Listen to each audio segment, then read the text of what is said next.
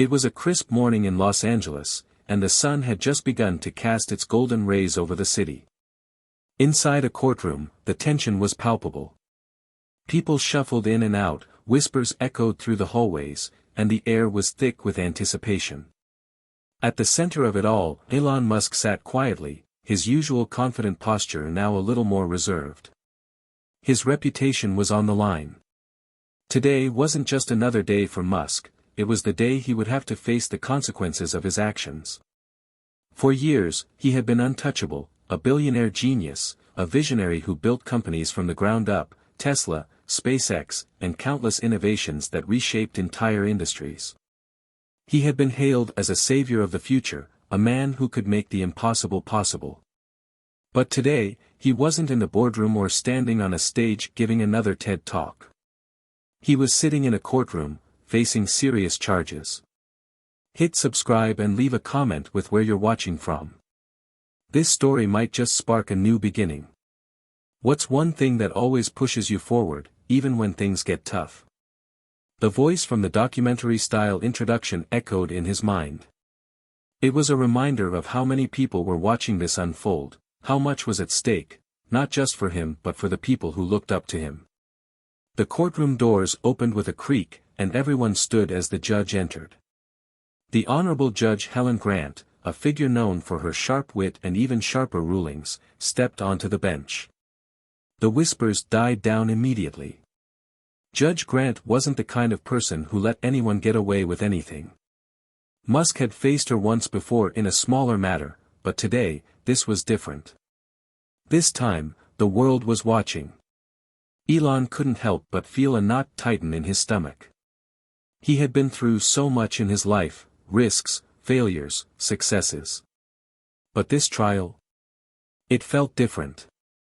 The walls of this courtroom, the sea of reporters outside, the live-streaming cameras, everything felt like it was closing in on him.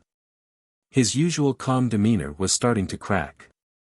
Mr. Musk, the judge's voice echoed through the room, pulling him back into reality. Are you prepared to begin? He took a deep breath. It's just another challenge. I've faced worse. The thought was fleeting, barely enough to steady his nerves. The case against him was serious, allegations of insider trading, false statements that manipulated stock prices, and worse, some personal vendettas that had leaked into the public sphere. His critics were loud and unrelenting. And while Musk had weathered plenty of storms in his life, he wasn't prepared for what was coming next. The prosecution's opening statement had been everything Musk had expected, aggressive, pointed, designed to rattle him. The evidence seemed undeniable, text messages, emails, tweets that could be twisted into something damning. They were ready to make an example of him. But then, something happened. Just as the prosecution was about to dive into their detailed arguments, a figure rose from the back of the courtroom. Musk's heart skipped a beat as he recognized the man, Jack Stevenson, a former employee of Tesla who had been fired under controversial circumstances. Stevenson was holding a manila envelope, and his face was calm, eerily so. Your Honor, Stevenson began, his voice cutting through the tension in the room. I have evidence that changes everything. The entire room went silent. Judge Grant's sharp gaze fixed on Stevenson, her eyes narrowing. Proceed, she commanded. Musk's breath caught in his throat. What could this man possibly have? Stevenson wasn't just anyone, he was someone who had held power within the company, someone who could have been a whistleblower, someone with an axe to grind. And if there was something in that envelope, something that could shift the trajectory of the case, Musk knew it could be disastrous. Stevenson stepped forward, handed the envelope to Judge Grant, and waited as she tore it open. The room was still. For a moment, it felt as if time itself had stopped. Musk's mind raced through countless scenarios. Was this another blow from his past that he couldn't control? Could this be the end of everything he had worked for? Judge Grant scanned the papers in the envelope. Her expression remained unreadable. After what felt like an eternity, she looked up at Musk. Mr. Musk, she said slowly, her voice carrying an edge of curiosity, it seems you have some explaining to do." The entire courtroom was on edge, waiting for her next words. Musk's pulse quickened, his palms damp with sweat. What did this mean? What had Stevenson found? "I suggest," Judge Grant continued, "that we take a recess while we verify the contents of this evidence. This is a serious matter. Mr. Musk, I advise you to take this time to reflect on the gravity of the situation you now find yourself in." The words hung in the air like a hammer poised to strike. For the first time in his life, Musk felt the ground beneath him shift in a way he couldn't control. The stakes had just been raised, and he wasn't sure how much longer he could hold on to the illusion of invincibility. The gavel came down, and the court adjourned. Musk stood up, his mind whirling. His lawyer was already at his side, muttering something about damage control, but it was all a blur.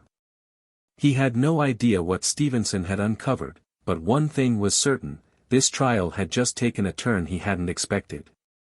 The media rushed outside to capture every moment, eager for the next twist. Musk could hear the questions, the speculation already bubbling up. What did the former employee find? Is Elon Musk guilty of manipulating the stock market? The air was thick with the frenzy of a story that had just begun. As he left the courtroom, Musk's thoughts raced. How did it come to this? What did I miss? For the first time in years, he felt something akin to fear. But it wasn't just about losing his companies, or his wealth. It was about losing something much more important: his control. He had always prided himself on being able to handle whatever came his way. But now, facing an unknown opponent, in a battle that could cost him everything, Musk wondered, had he underestimated the power of his own past? As the media swarmed around him, and the reality of the situation set in, Musk knew one thing for sure: this was only the beginning. Hit subscribe and leave a comment with where you're watching from. This story might just spark a new beginning. What's one thing that always pushes you forward, even when things get tough? Elon Musk had always been a man who defied the odds. His mind, a labyrinth of ideas and innovation, had created wonders that few others dared to imagine. Born in Pretoria, South Africa, in 1971, Musk was always different. He was a dreamer, an outsider. He had an insatiable curiosity, often reading books on physics and computers from an early age. But his brilliance came at a price: loneliness. He was often bullied as a child for his awkwardness and his eccentric interests. His passion for technology and science was something he couldn't easily share with his peers. The isolation shaped him in ways most people could never understand. When Musk was just 17, he moved to Canada to attend Queen's University. His father had always been a difficult figure in his life, a man whose harsh words and critical nature never seemed to provide the validation Elon so desperately sought. But his mother, May Musk, was different. A model and dietitian, May instilled in her son a sense of resilience, a belief that he could accomplish anything if he worked hard enough. She was his foundation, always there when the world felt too heavy. Eventually, Elon moved to the United States to attend the University of Pennsylvania, where he earned degrees in both economics and physics. But it wasn't the prestige of the universities that drove him, it was the fire that burned inside him, the desire to change the world. He wanted to make life better, not just for himself, but for humanity. After leaving Stanford after just 2 days to pursue his dream of building a tech company, Musk co-founded Zip2, a company that created software for newspapers to provide business directories and maps. It was a modest success, but it wasn't enough for Musk. He wanted to aim higher. Soon, he founded X.com, an online payment company, which later became PayPal. The company was sold to eBay for $1.5 billion, and Musk walked away with a $165 million check. But Musk was never content to rest on his laurels. For him, success wasn't measured by wealth, it was about reaching for the stars, literally. SpaceX, Tesla, SolarCity, each of these ventures was a step toward his ultimate goal: to help humanity become a multiplanetary species, to accelerate the world's transition to sustainable energy. But the path was never easy. Over the years, Musk had faced numerous setbacks. Tesla was always on the brink of collapse. In 2008, with the global economy in freefall and Tesla's Model S failing to meet production targets, the company was near bankruptcy. Musk's personal life was in turmoil as well. His first marriage to Justine Musk ended in divorce, and he faced further personal challenges when his second marriage to actress Tallulah Riley also crumbled. Yet, through every storm, Musk never gave up. He poured his heart and soul into his companies, working 100-hour weeks, often sleeping on the factory floor, to ensure their survival. His passion, his drive, and his obsessive focus on his goals had made him a public figure, a controversial one at that. While some saw him as a genius, others viewed him as reckless, even arrogant. His tweets, often brash and impulsive, made headlines almost daily. But it was his vision that carried him forward. His ability to dream big and act on those dreams had propelled him to unimaginable heights. And yet, no matter how successful he became, there was always a sense that he was running from something. As the trial proceeded, Musk couldn't shake the feeling that the weight of his past was closing in on him. The public persona he had built, untouchable, almost superhuman, was starting to crack. The success stories of Tesla and SpaceX, the solar panels, the electric cars, the Mars missions, none of it seemed to matter when he was sitting in this cold, sterile courtroom, under the scrutiny of Judge Grant, the media, and the public. His mind wandered back to the early days of Tesla. The company was founded on an idea, a car that could change the way the world viewed energy. It was an idea that challenged the status quo, that pushed against the tide of an industry that had been dominated by the internal combustion engine for over a century. The road was not easy. There were constant battles with manufacturers, suppliers, and even within his own team. There were days when he wasn't sure how much longer he could keep it all together. But there was always the spark, his obsession with the mission. Musk often said that he wasn't trying to build a car company, but rather a company that would change the world. And so, despite the challenges, Tesla survived. It thrived. And eventually, the electric car became a symbol of hope for a sustainable future. But with success came personal cost. Musk's relationships were strained. His third marriage to Grimes, the Canadian musician, had also faced its fair share of turmoil. They had a child together, but the pressures of Musk's work, his relentless drive to change the world, had driven a wedge between them. The public saw the headlines, the Twitter battles, the memes. But what the public didn't see was the exhaustion, the toll it took on Musk's emotional health. He had become a man consumed by his work, a man who had alienated himself from those who cared about him the most. And now, sitting in that courtroom, Musk couldn't help but reflect on how far he had come, and how quickly it could all come crashing down. The case against him wasn't just about the stock market manipulation, the tweets, or the public outbursts. It was about his legacy, his identity.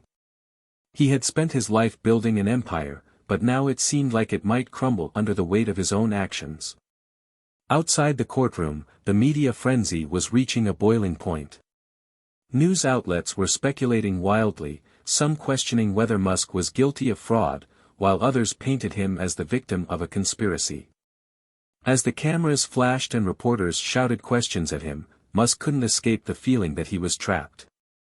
The narrative was being written for him, and he had no control over it. The more he tried to fight back, the more the media seemed to twist the story. It was a reminder that no matter how powerful you were never truly in control. As the day's session came to a close, Musk stood up, his mind racing. He couldn't help but feel the weight of his past decisions bearing down on him. He had always prided himself on being a visionary, on seeing the bigger picture. But right now, all he could see was the wreckage. Had I gone too far? He wondered. Was I too reckless? The question lingered, gnawing at him as he made his way out of the courtroom. As he stepped into the car waiting for him outside, his lawyer, Linda, met him with a grave expression. "Elon," she said softly, "we need to talk." What Stevenson has uncovered, it's worse than we thought. Musk nodded silently.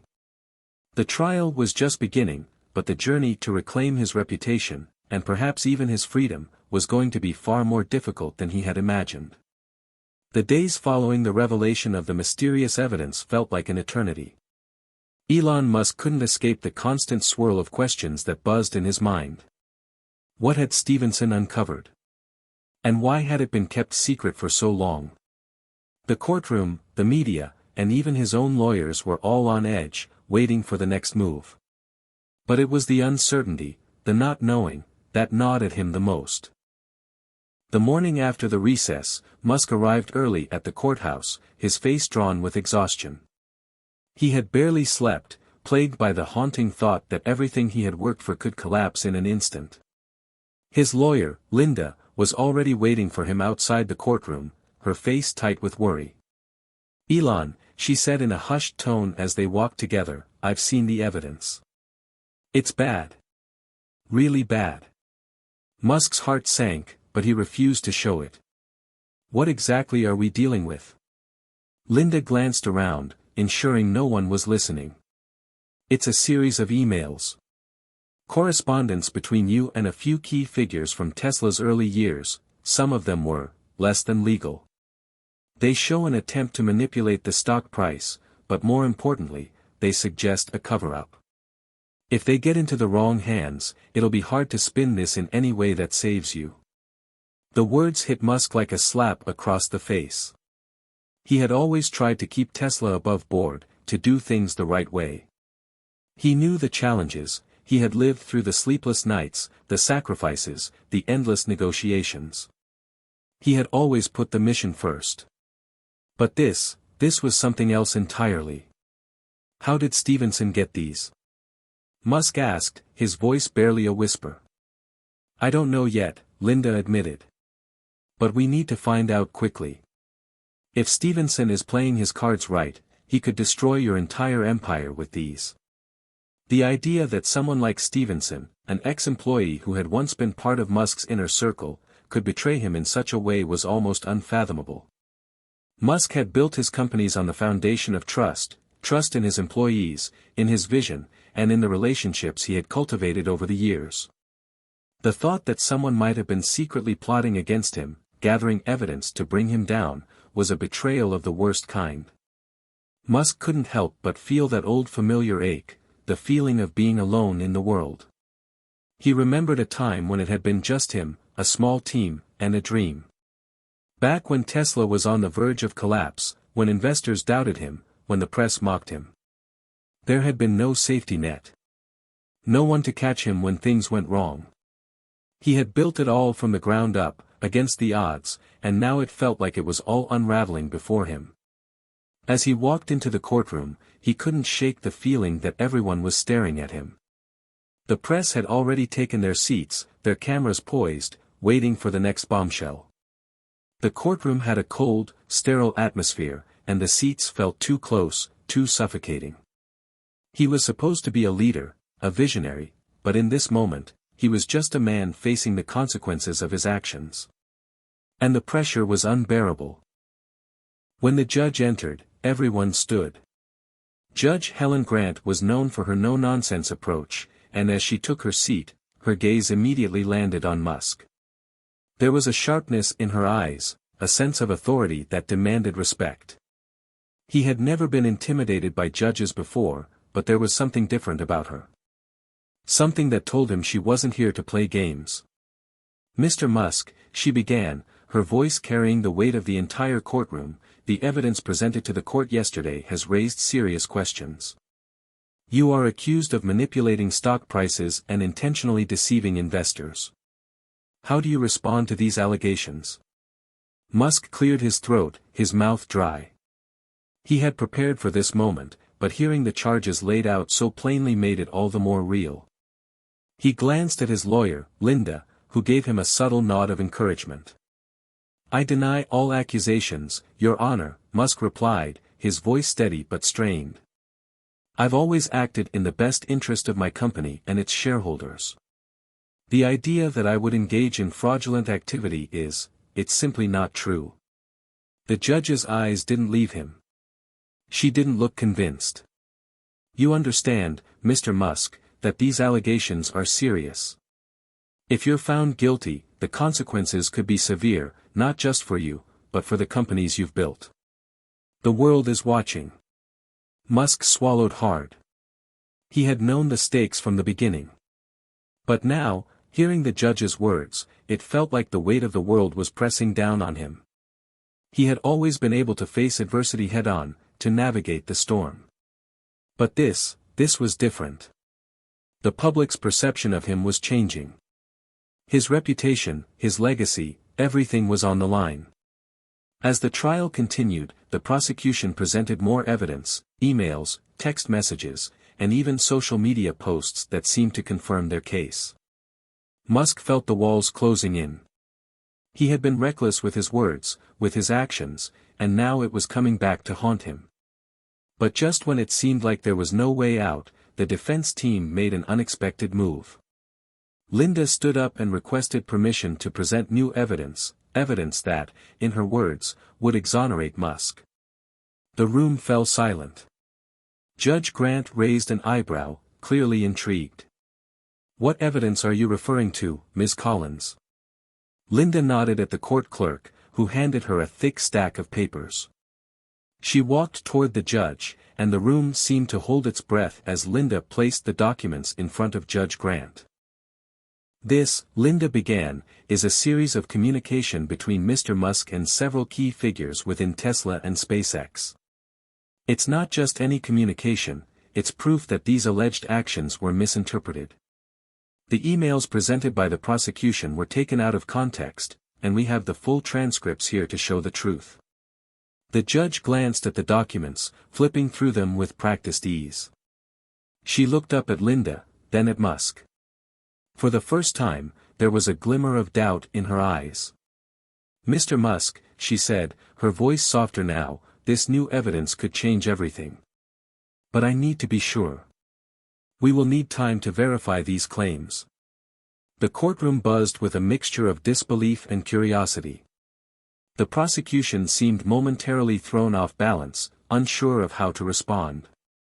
Musk couldn't help but feel a sliver of hope rising inside him. This wasn't over. Not yet. The fight for his future. As the judge called for another recess, Musk stood there, his heart racing. The sudden shift in momentum gave him a brief taste of something he hadn't felt in days, hope.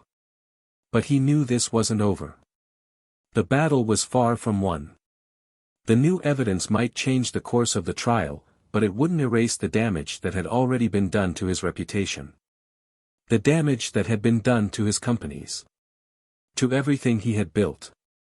Outside the courtroom, reporters were already clamoring for answers.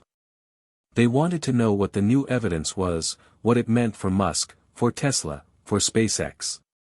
And Musk knew that, no matter what happened, the world would never look at him the same way again.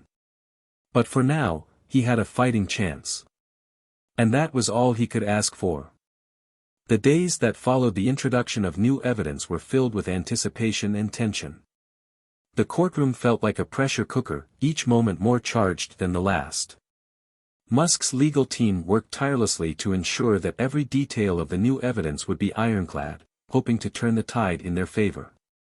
But even as the new documents were being reviewed, the media frenzy outside the courthouse reached a boiling point. News outlets were ablaze with speculation, and Musk's reputation was at the mercy of public opinion. On the third day of the trial following the introduction of the new evidence, the defense team called an unexpected witness, someone who had never been mentioned in any prior proceedings. The door to the courtroom opened, and a man stepped forward, causing a ripple of murmurs to travel through the room. He was tall, with a sharp jawline and glasses that reflected the fluorescent light of the courtroom. His name was Richard Holt, and he was a former Tesla executive who had worked closely with Musk during the early years of the company. Linda stood up and addressed the judge, her voice calm but assertive. Your Honor, we would like to call Richard Holt to the stand. His testimony will shed light on the context of the emails presented by the prosecution. The judge hesitated for a moment before nodding. Very well. Mr. Holt, please take the stand. As Holt walked toward the witness box, Musk couldn't help but feel a knot in his stomach. He recognized the man, but it had been years since they had last spoken. Holt had been one of the key figures in Tesla's rise, a trusted ally during the company's most formative years. Musk had considered him a friend, someone he could rely on. But as Holt settled into the witness chair, Musk could sense that something had changed. Holt's expression was unreadable, and there was a tension in the air that wasn't there before. "Mr. Holt," Judge Grant began, "please state your full name and occupation for the record." "Richard Holt," the man said, his voice steady, "and I was a former executive at Tesla Motors. I held the position of Vice President of Operations until I left the company in 2013. "Thank you," the judge responded. "Please proceed, Ms. Collins." Linda stood and walked toward Holt, her voice steady as she addressed him. "Mr. Holt, you were privy to some of the internal communications within Tesla, including those emails that have been presented in this trial, correct?" Holt nodded. "Yes, I was. I had access to almost all internal communications at the time. But I also understand the context in which those communications took place." Linda nodded. "Can you explain that context to the court?" Holt took a deep breath before speaking. At the time those emails were written, Tesla was facing a lot of financial pressure. The company was at a critical juncture, and Elon was doing everything he could to keep the company afloat.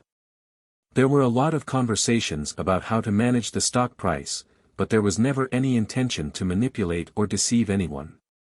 "We were all simply trying to survive." A murmur rippled through the room as the defense team's strategy began to become clearer. Holt's testimony was setting the stage for the defense to argue that the emails had been taken out of context, that they had been misinterpreted as evidence of illegal activity, when in reality, they were part of the desperation and survival mode that had characterized Tesla's early years. "Could you clarify," Linda continued, "how these emails could have been misinterpreted by the prosecution?" Holt's voice grew more earnest as he spoke. "The emails in question were part of a larger conversation about keeping investors calm. We were dealing with a volatile market, and there was significant pressure to deliver results. Elon was trying to manage expectations while also navigating an incredibly difficult financial situation. The emails may sound bad out of context, but they were meant to be a form of damage control, not fraud." Musk felt a flicker of relief at Holt's words. His heart rate slowed slightly as the defense began to take shape. If Holt's testimony was enough to convince the judge that the emails weren't evidence of manipulation, they might just have a chance. But as Holt continued speaking, Musk began to feel uneasy. There was something in the man's eyes, a glint of something that made him nervous. Holt wasn't just testifying to clear Musk's name, he was trying to justify his own actions. Holt had been a key player in the early days of Tesla, but his departure from the company had always been shrouded in mystery. Musk had never fully understood the reasons behind it, and now, as he listened to Holt's calm, measured words, a suspicion began to grow in the back of his mind. As the defense rested their case, the prosecution had one final card to play. Stevenson, the prosecutor, had been silent for much of the trial, allowing his evidence to do the talking. But now, as the witness testimony ended, he stood up, his eyes locked on Musk. "Your Honor," Stevenson began, "the defense has attempted to paint a picture of desperation, of innocent mistakes. But we have one more piece of evidence, something that will prove, without a doubt, that Mr. Musk intentionally misled investors." A collective gasp echoed through the room. The air seemed to grow heavier with each passing second. Musk's pulse quickened. What else could they possibly have? The prosecution had already presented their strongest case, hadn't they? Stevenson slowly walked to the table and picked up a sealed envelope. He opened it with deliberate slowness, and the courtroom waited, the silence deafening. "This," Stevenson said, holding up a single sheet of paper, "is a transcript of a private conversation between Mr. Musk and a high-ranking investor from 2017.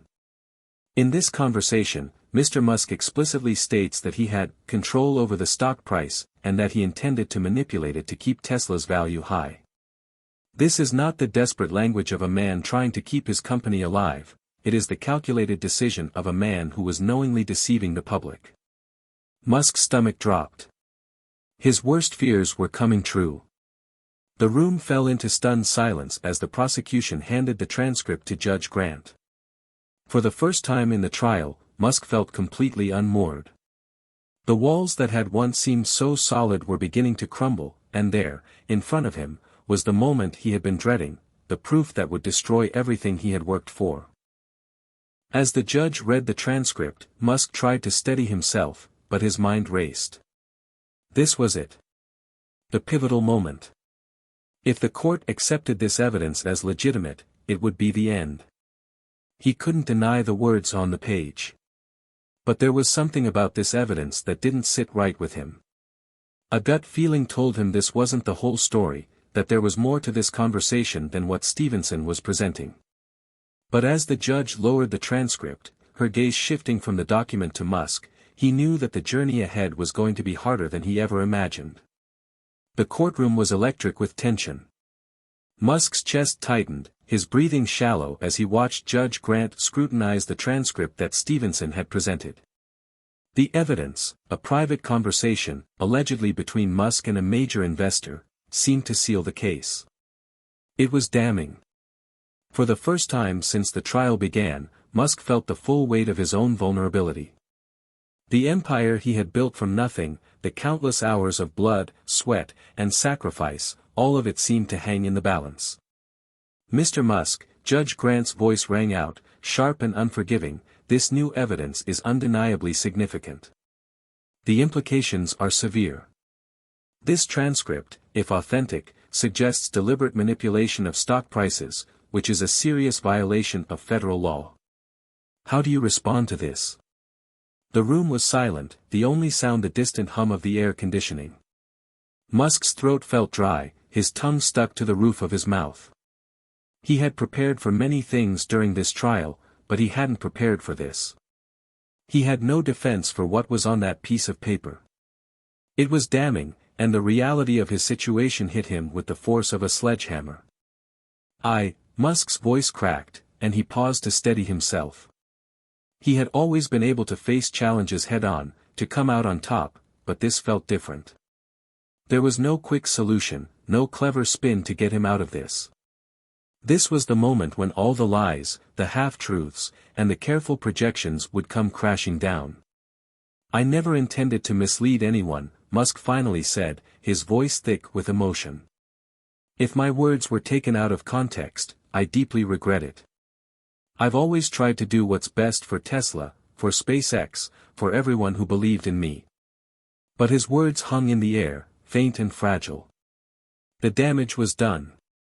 The courtroom was already moving on to the next phase of the trial, as if his defense had already been dismissed. Stevenson's smug expression didn't help. He seemed to know, deep down, that this was it. Musk could feel the walls closing in. The emotional strain was unbearable. His mind swirled with thoughts of everything he had built, Tesla, SpaceX, the ambitious goals of colonizing Mars. Every step of his journey had been marked by failure and redemption. And now, it seemed that all of that could be lost in an instant. Linda, his lawyer, stood up, her face an unreadable mask of calm. Your Honor, she said, addressing Judge Grant, we request a recess to review this new evidence more thoroughly. There are inconsistencies in the transcript that require further investigation. Judge Grant hesitated for a moment, her sharp gaze never leaving Musk. The weight of her scrutiny was suffocating. I will grant a short recess. The court will reconvene in 1 hour.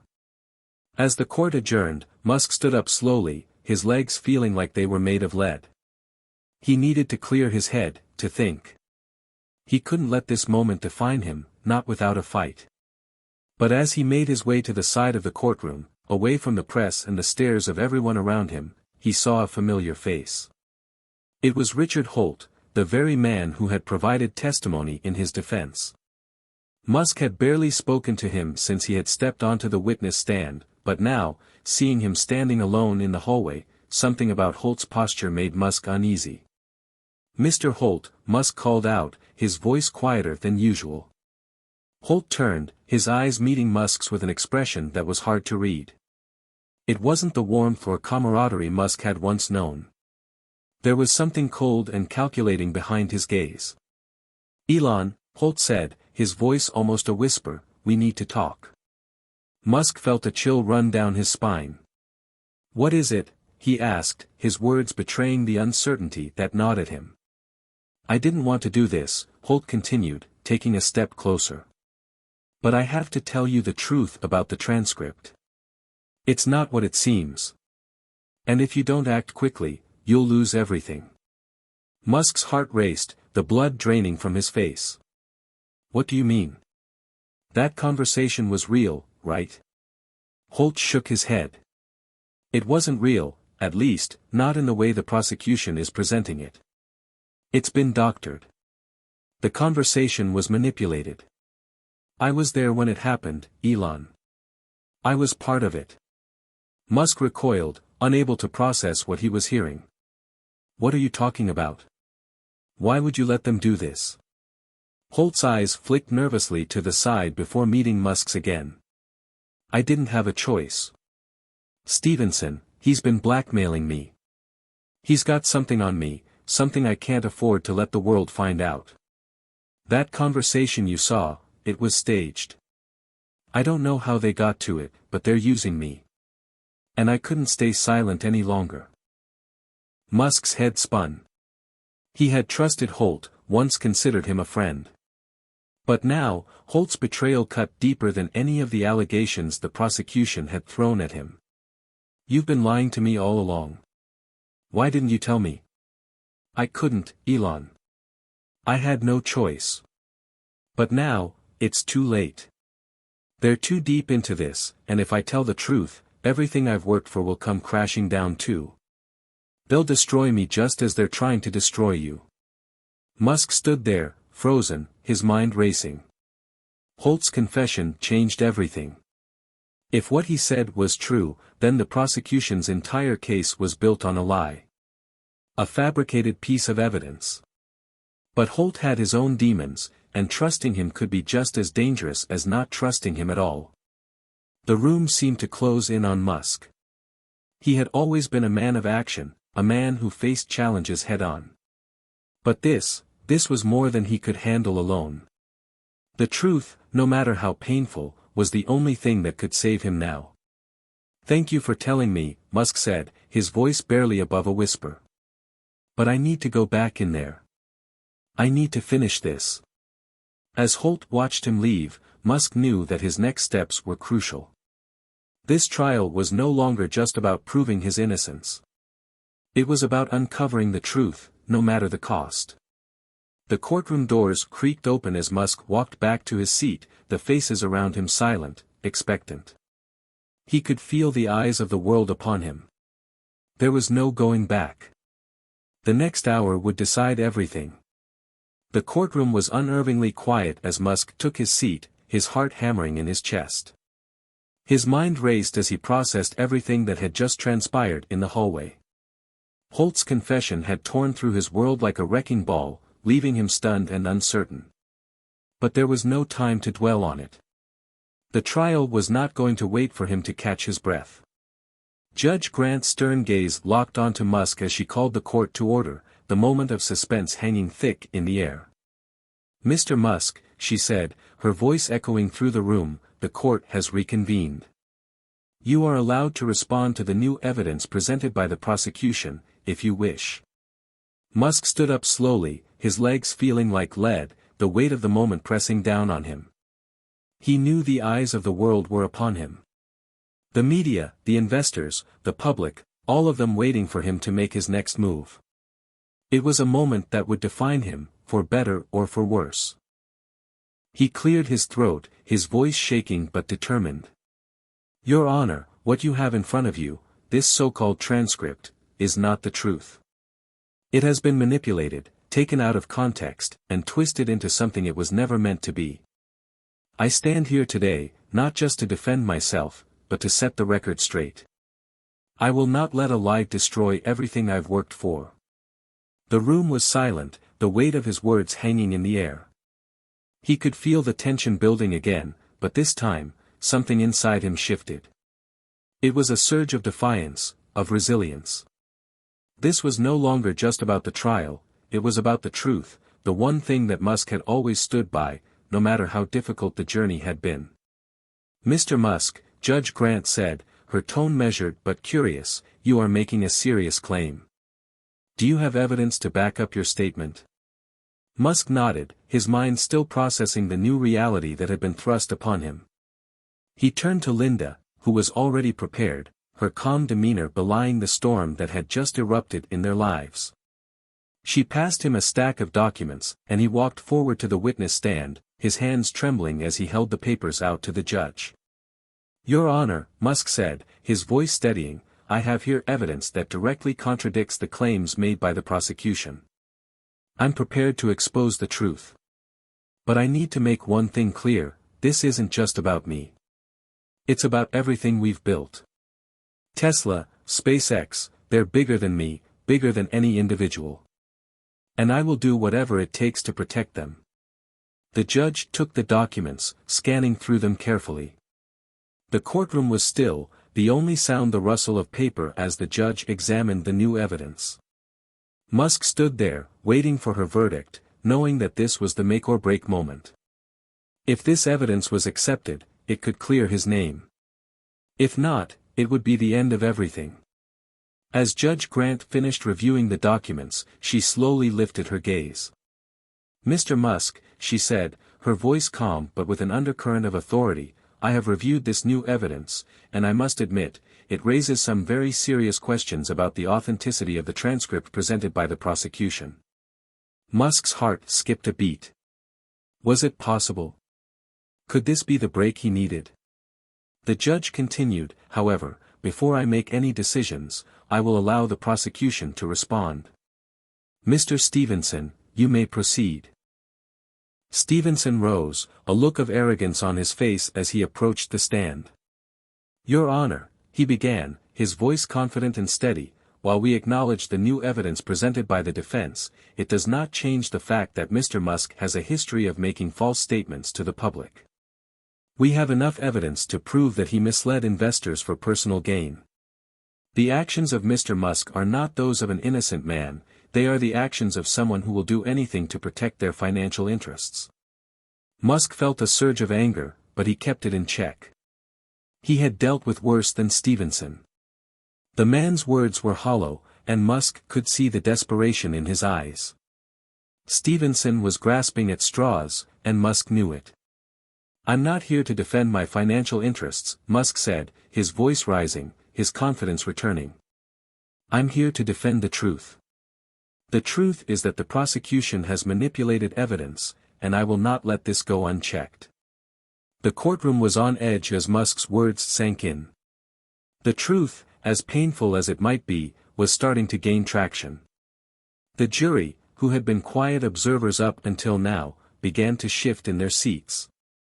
There was a noticeable change in the atmosphere, what had once seemed like a one-sided case now felt uncertain.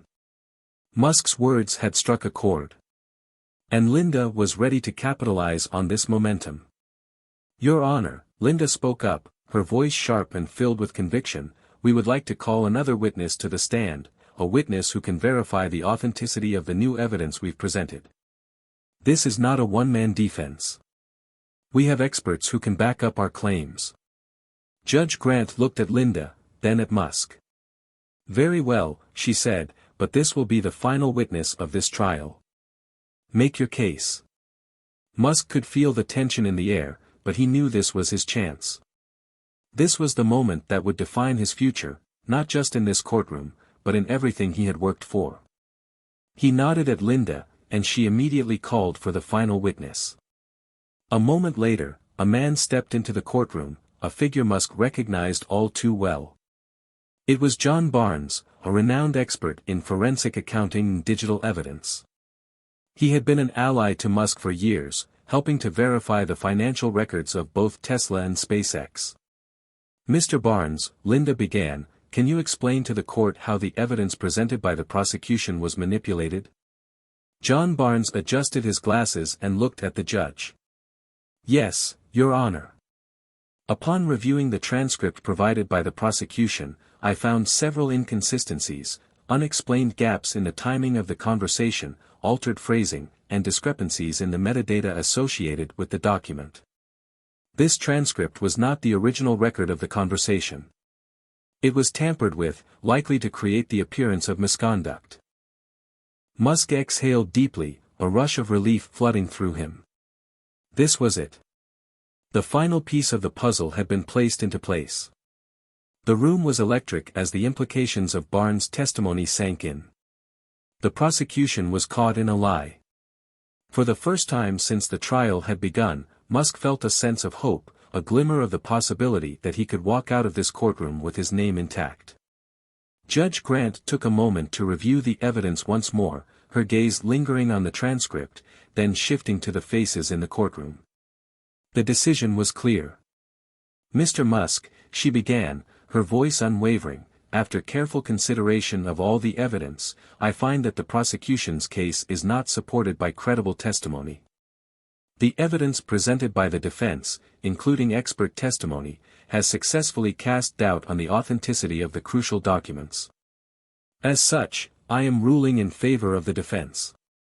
Mr. Musk is not guilty of the charges against him." Musk felt the world fall away beneath him. It was over. The truth had prevailed. As the judge's gavel came down with a sharp crack, signaling the end of the trial, Musk stood frozen for a moment, taking in the gravity of the moment. He had been tested in ways he never imagined possible, but he had made it through. The truth had come out, and it had set him free. But more than that, it had taught him something invaluable about the power of perseverance, of standing firm in the face of overwhelming odds. It wasn't just about the victory in this courtroom. It was about the bigger picture, the fight for truth, for justice, and for the future he was determined to create. As he walked out of the courtroom, his heart lighter than it had been in weeks, Musk knew this was just the beginning. He had won this battle, but the war, his war, was far from over. The courtroom doors slammed shut behind Musk as he stepped into the hall, a wave of exhaustion and relief washing over him. His legal team was already congratulating him, their voices a blur in his mind. He had won. The charges had been dismissed, and the manipulation of the evidence had been exposed. But as the adrenaline of the trial wore off, a sense of emptiness settled in his chest. The victory, while monumental, felt hollow in its own way. He had spent so much time fighting for his name, his empire, and the truth, but in the aftermath, it felt like he had lost something just as precious. He had fought hard for everything he had built, Tesla, SpaceX, his future on Mars, but the emotional toll of the trial had taken a heavy toll on him. "Elon," Linda said, pulling him out of his thoughts. Her voice was calm, reassuring, but there was a flicker of concern in her eyes. "You did it. It's over. You can breathe now." Musk gave a faint smile, trying to push the heavy weight off his shoulders. "Yeah, I can breathe," he said quietly.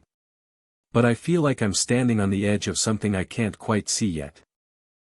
Linda nodded, understanding the weight of his words. "You've just been through hell, Elon.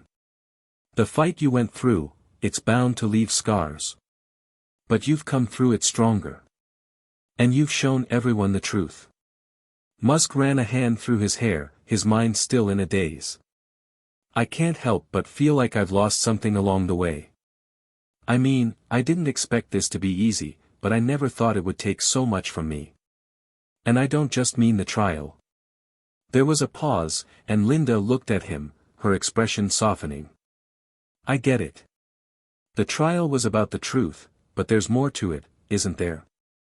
Everything you've been through, everything you've built, it's about more than just business.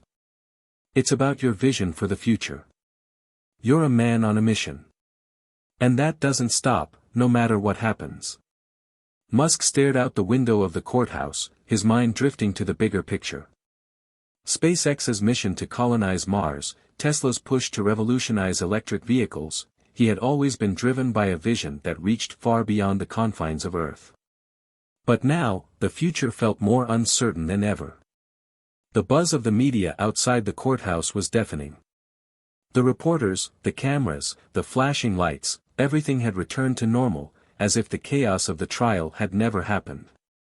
Musk stepped out into the spotlight, his face carefully composed, though his thoughts were far from calm. "Elon Musk, any comments on the verdict today?" a reporter shouted, shoving a microphone in front of his face. "How does it feel to be exonerated?" Musk paused for a moment before responding, his voice measured. "It feels good to have the truth recognized. But this trial has made me realize something. There are bigger challenges ahead. The fight for the future isn't over. It's just beginning." The reporters buzzed with excitement, scribbling down notes, their cameras snapping frantically. Musk didn't linger, though. He didn't need the spotlight right now. He needed time to reflect, time to regroup. It was time to think about what came next. As he stepped into the black SUV that would take him away from the courthouse, his phone buzzed. It was a message from his brother, Kimball. "Congrats, bro. You're a fighter. But don't forget, it's okay to take a breath. Don't let this define you." Musk leaned back against the seat, staring out the window. Kimball's words hit harder than he expected.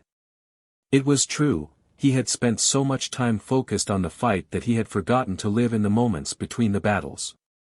There had been victories, yes, but there had also been losses.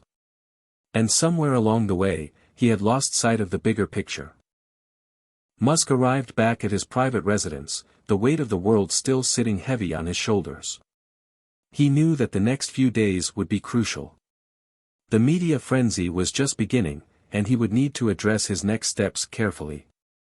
But more than that, he knew that this trial had changed him. He couldn't go back to the way things were before. The stakes had grown higher. He sat down at his desk, staring at the plans for SpaceX's next big mission, a manned mission to Mars. It was a daunting task, one that required every ounce of his focus and energy. But now, more than ever, he felt the urgency. The world was watching. His mission wasn't just about making history, it was about shaping the future, and that was something he couldn't afford to lose sight of.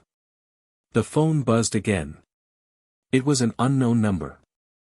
"Mr. Musk," the voice on the other end said, "we need to talk. There are some things about your trial that still haven't been uncovered. Things you need to know before moving forward." Musk's pulse quickened. This wasn't over.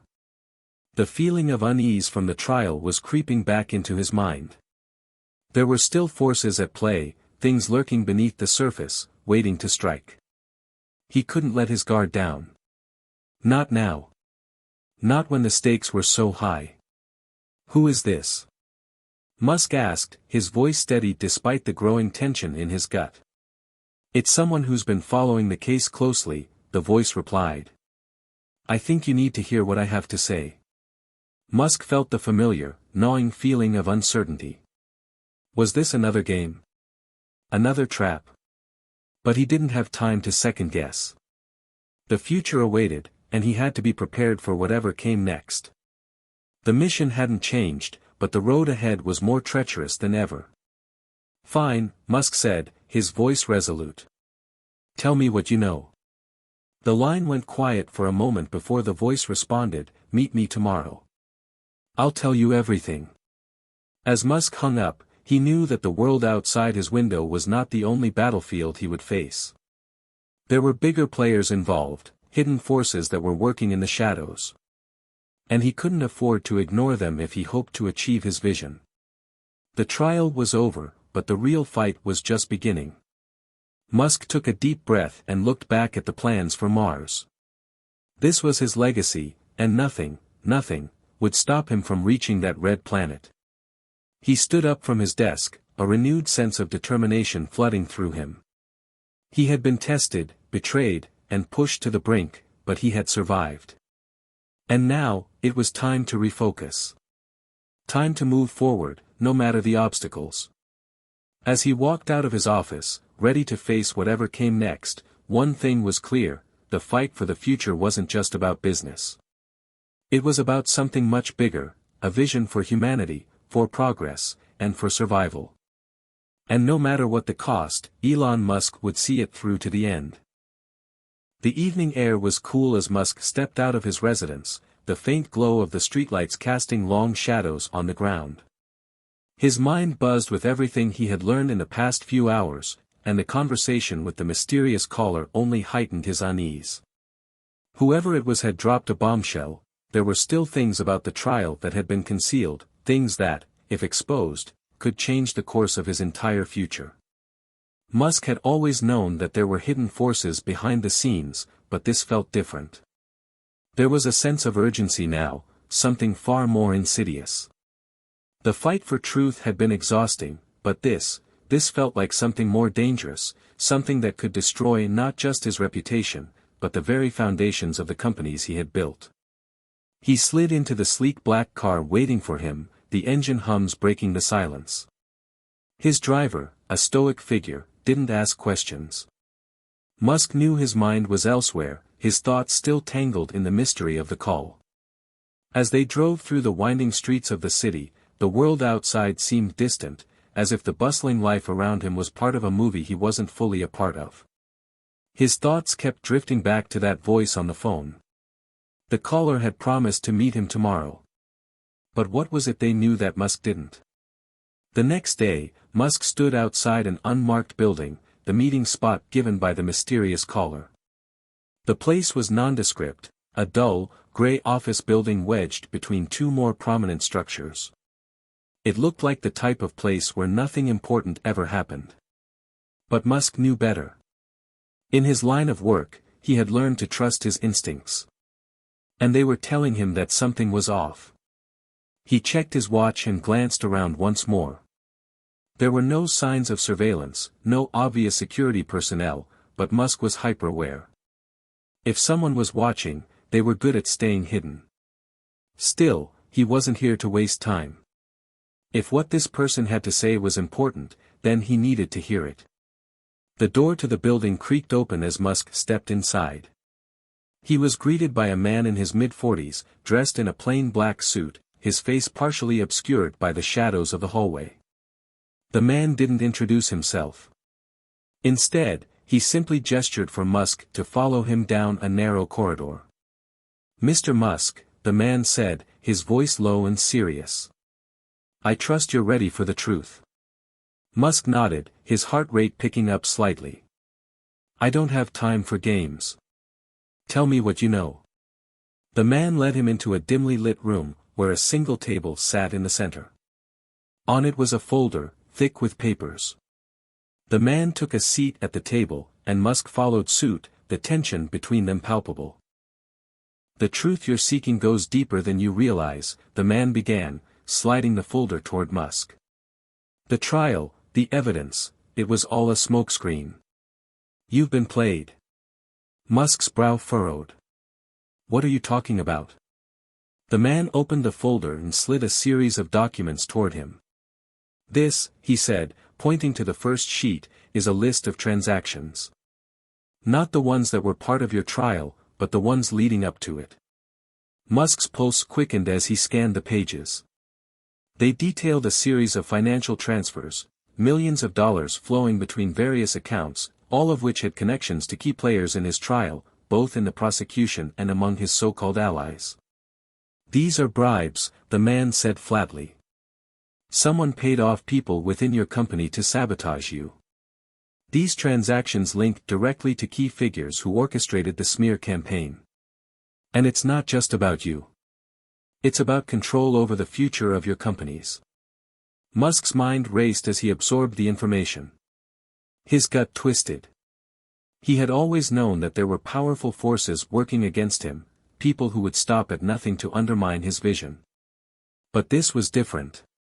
This was a well-organized, deliberate attack. "Who did this?" Musk asked, his voice quiet but filled with anger. The man hesitated, glancing around the room before responding. I can't tell you everything, but I can tell you this, it's not just one person. There's a network. A consortium of influential individuals, all with their hands in various pots. And they're not going to stop until they've taken control of everything you've built. Musk leaned back in his chair, the weight of the situation settling heavily on his shoulders. This was bigger than he had ever imagined. The trial was only the surface. What had started as a battle for his reputation was quickly turning into something much darker. As the man continued to lay out the evidence, Musk couldn't shake the feeling that he was in over his head. He had faced numerous challenges in his life, but this felt like an enemy he didn't understand. The stakes were no longer just about Tesla or SpaceX. They were about his entire future, his legacy. And these shadowy figures were prepared to do whatever it took to take it all away from him. Why are you telling me this? Musk asked. If you know all of this, why now? The man didn't answer right away. He took a deep breath, as if weighing the consequences of his next words. Because you can stop them. You're the only one who can. You've always been about pushing boundaries, about making the impossible possible. But these people, they want to control the future, and they know you're the only one standing in their way. If you don't act, they'll succeed. Musk leaned forward, his mind already racing through the possibilities. This was more than a corporate battle. It was a war for the future of humanity. The future he had worked so hard to create was now under threat from forces he had never even suspected. Who do I trust? Musk asked, his voice filled with a mix of frustration and determination. The man's eyes hardened. Trust only those who've stood by you through the darkest times. They're the ones who won't let you fall. But time is running out. They won't wait forever. Musk stood up, the weight of the conversation pressing down on him. He had no illusions about the road ahead. This was going to be harder than anything he had ever faced. But Musk wasn't one to back down from a challenge. If anything, it only made him more determined to fight. Thank you, Musk said, his voice firm. I'll deal with this. The man nodded, his face unreadable. Just remember, Elon. The fight isn't just about survival. It's about the future. Don't lose sight of what matters. Musk turned to leave the room, his mind spinning with the new information. He couldn't let this go. Not now. He would fight, not just for his companies, but for the future of humanity itself. As he stepped back into the cool night air, a sense of resolve settled over him. The shadows were closing in, but he would not be consumed by them. The fight was far from over. And this time, the stakes were higher than ever. Elon Musk sat alone in his office, his fingers tapping restlessly on the polished wood of his desk. His mind was still reeling from the meeting earlier that day. The shadowy figures pulling the strings from behind the scenes had become clearer, but the puzzle pieces still didn't fit. There were too many unknowns. Too many questions without answers. And the stakes had escalated beyond anything he had expected. The evidence was undeniable, the bribes, the manipulations, the network of powerful individuals orchestrating the campaign against him. But who were these people? What was their endgame? And, most importantly, how far were they willing to go to secure their control over his companies and his vision? A sudden knock on the door broke him out of his thoughts. He looked up, momentarily startled, and then nodded for the visitor to enter. It was Linda, his most trusted advisor and longtime friend. Her calm demeanor contrasted sharply with the intensity of the situation. She had been with him through thick and thin, through countless challenges, both personal and professional. Musk needed her insight now more than ever. Elon, Linda began, walking into the room and taking a seat across from him. You've been quiet since the meeting. You've got that look in your eye, the one you get when something's bothering you. What's going on? Musk leaned back in his chair, his fingers running through his hair. It's worse than I thought, Linda. Much worse. There's a network of people behind the trial, manipulating events, sabotaging everything I've built. And it's not just about Tesla or SpaceX anymore. They want control over the future itself. Linda's face tightened, her eyes narrowing as she processed what Musk had said. This isn't just about a business rivalry or a smear campaign, is it? This is about something bigger, about reshaping the future. Musk nodded grimly. Exactly. And I don't know who to trust anymore. The people who I thought were allies, there are ties between them and the network working against me. It's all tangled up. I can't fight this alone. Linda considered this for a moment, her gaze steady. You're right. You've never faced anything like this before. But you're not alone, Elon. Not yet. Musk turned his gaze toward her, sensing an underlying message in her words. What are you saying? I'm saying, Linda began slowly, that it's time to build an alliance. You need people you can trust, people who understand your vision and who will stand with you, no matter what. It's time to rally your real allies. Musk's eyes widened, the realization dawning on him. Linda was right. He had always been a man who preferred to work alone, a solitary figure focused on his goals. But this time, the forces arrayed against him were too vast and too dangerous for one person to handle alone. He needed allies, people who shared his values, his vision, and, most importantly, his determination to push forward despite the odds. Musk wasted no time. That evening, he called the key people in his life, the ones who had stood by him in his most difficult times, the ones who had shown they were willing to put everything on the line for his vision.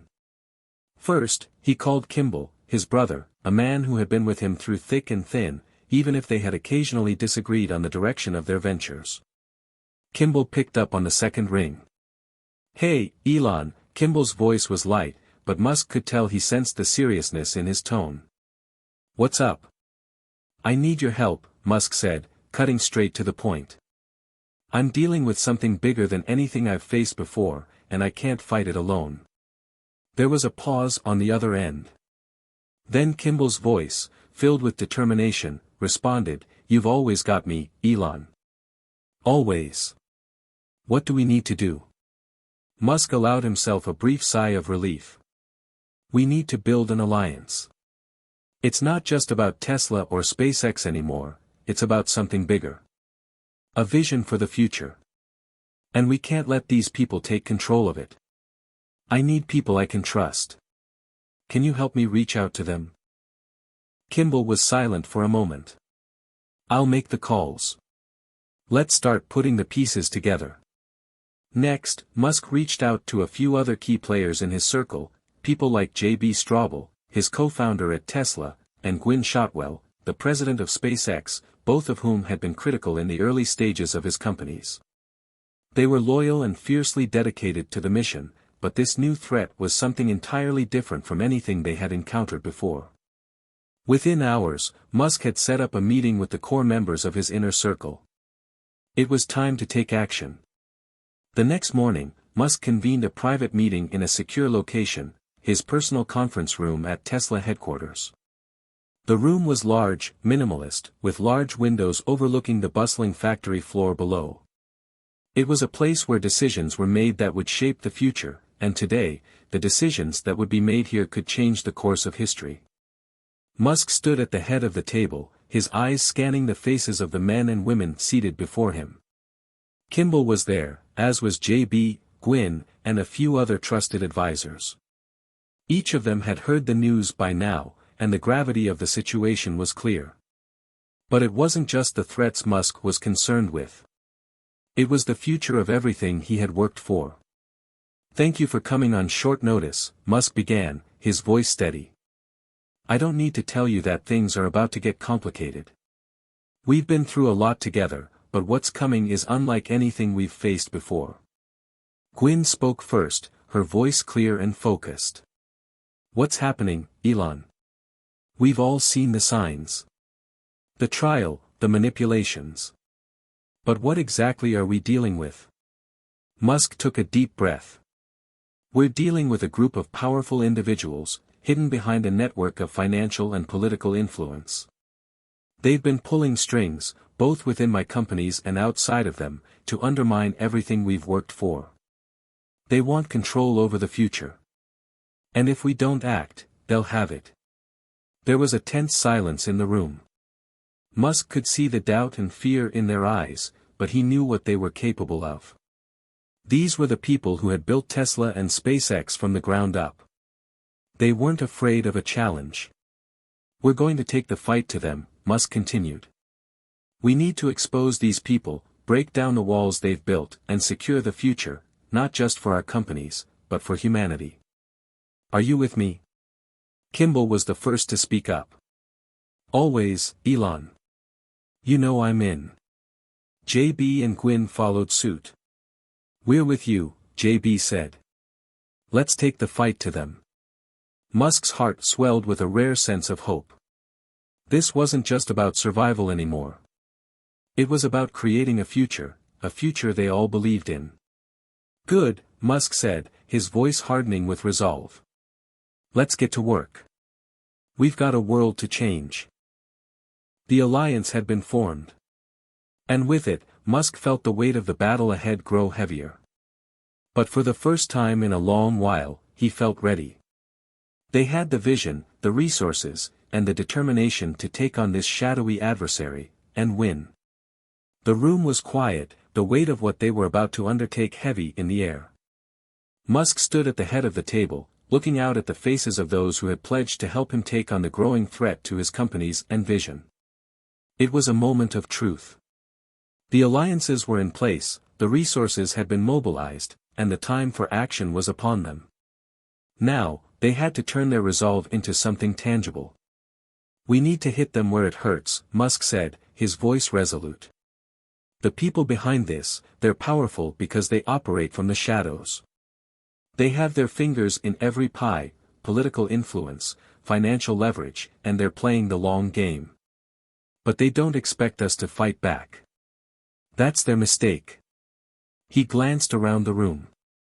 Kimball, JB, and Gwynn all nodded in agreement, their faces steely and determined. It was clear that they were ready, but there was an underlying tension. This wasn't going to be easy. It wasn't just about strategy, it was about disrupting the entire system that had been built to keep Musk in check. We have to make them feel vulnerable, Gwynn said, her voice sharp. If they think we're weak, they'll keep pushing us. But if we show them we're a threat, we can force their hand. Musk leaned forward, his eyes narrowing as he focused on the map of their plan displayed on the screen behind him. Exactly. It's all about disruption. We start by targeting their financial infrastructure, uncover the hidden deals, expose the people they've bought off, and then we take control of the narrative. We're going to make them so exposed that they can't hide anymore. Kimball chimed in, his voice calm but filled with purpose. It's not just about exposing them. We need to make them afraid.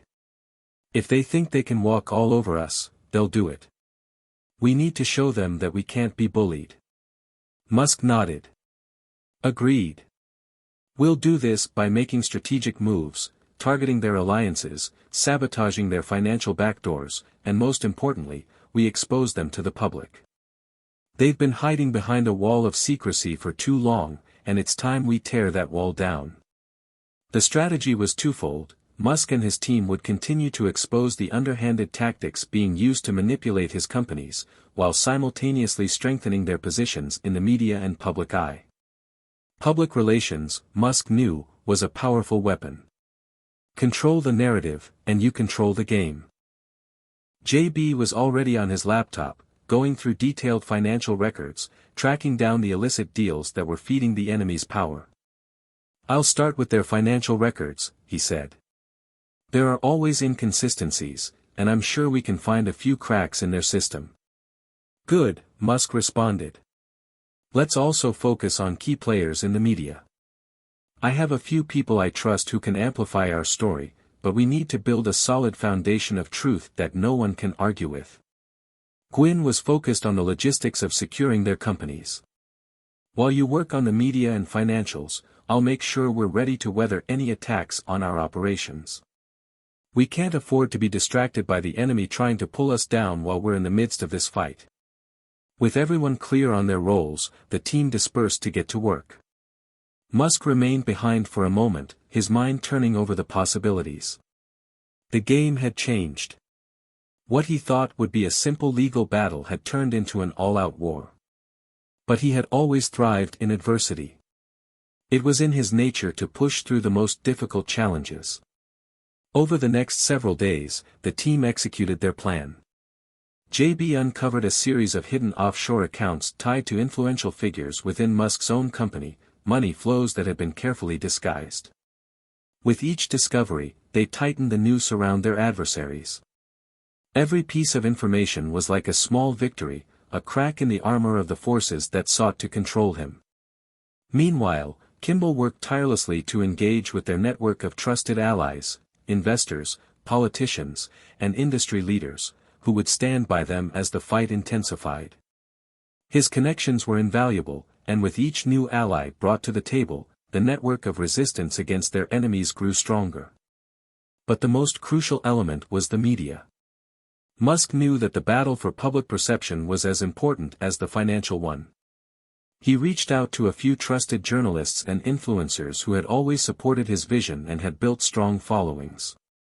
Together, they began releasing information, pieces of the puzzle, that would shine a light on the hidden dealings of Musk's enemies.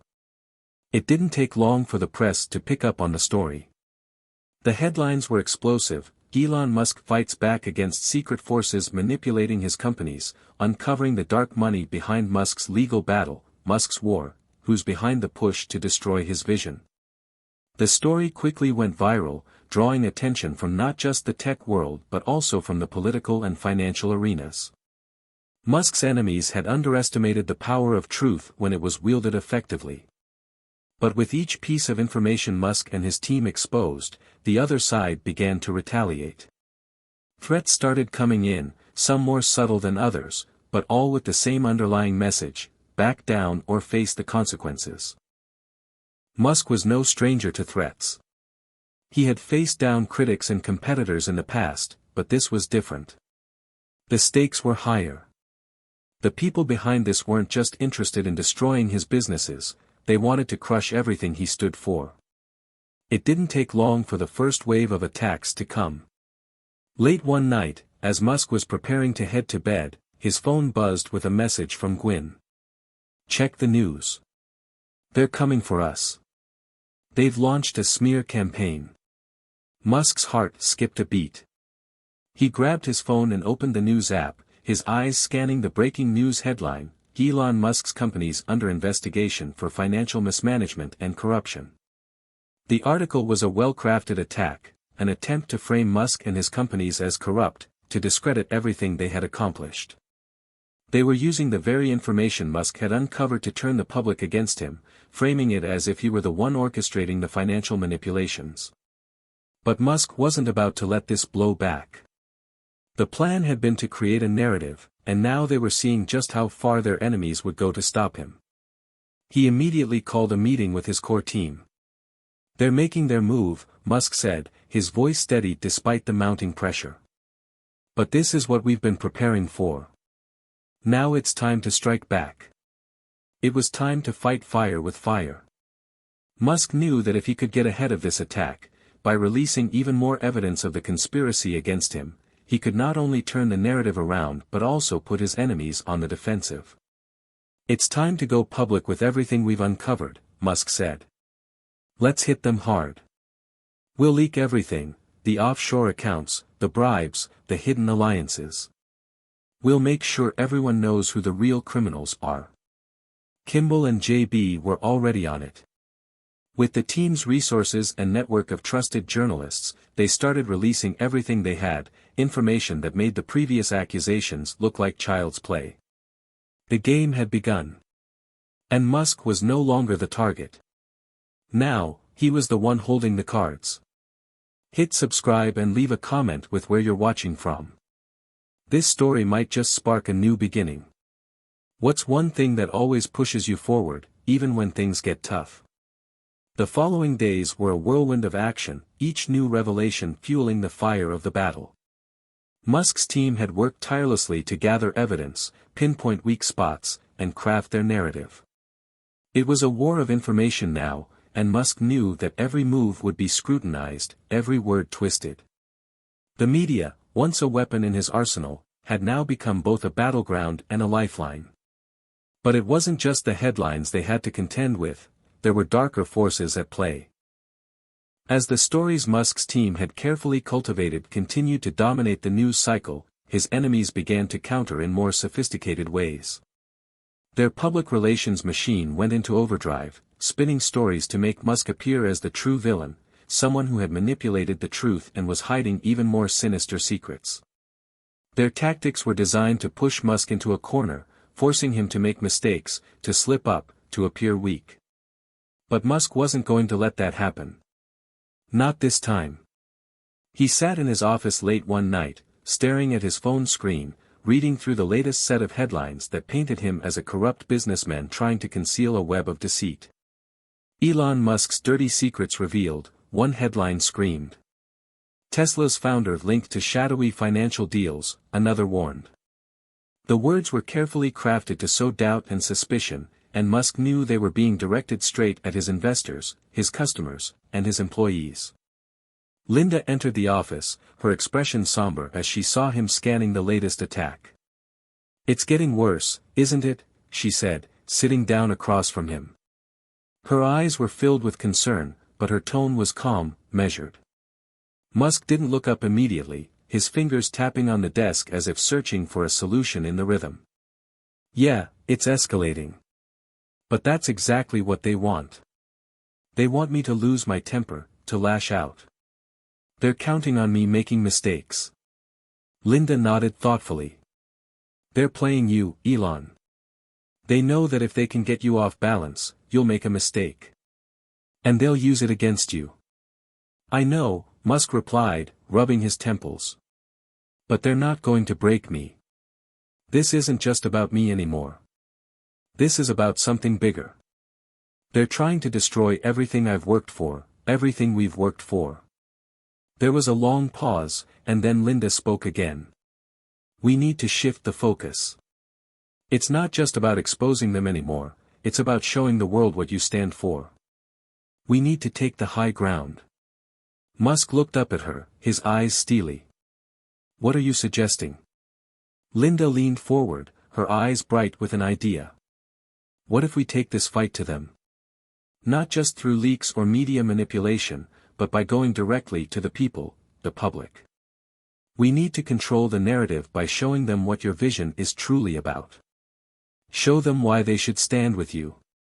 Musk's mind raced as he thought about her suggestion. It was risky in a way that could either turn the tide in his favor or backfire catastrophically. But it was the kind of bold, unconventional thinking he was known for. He couldn't just sit back and let the attacks define him. If he wanted to win, he needed to take control of the conversation. "You're right," Musk said, his voice gaining confidence. "We need to go public with the truth, about my vision, about Tesla, about SpaceX. Not just the companies, but the future we're building.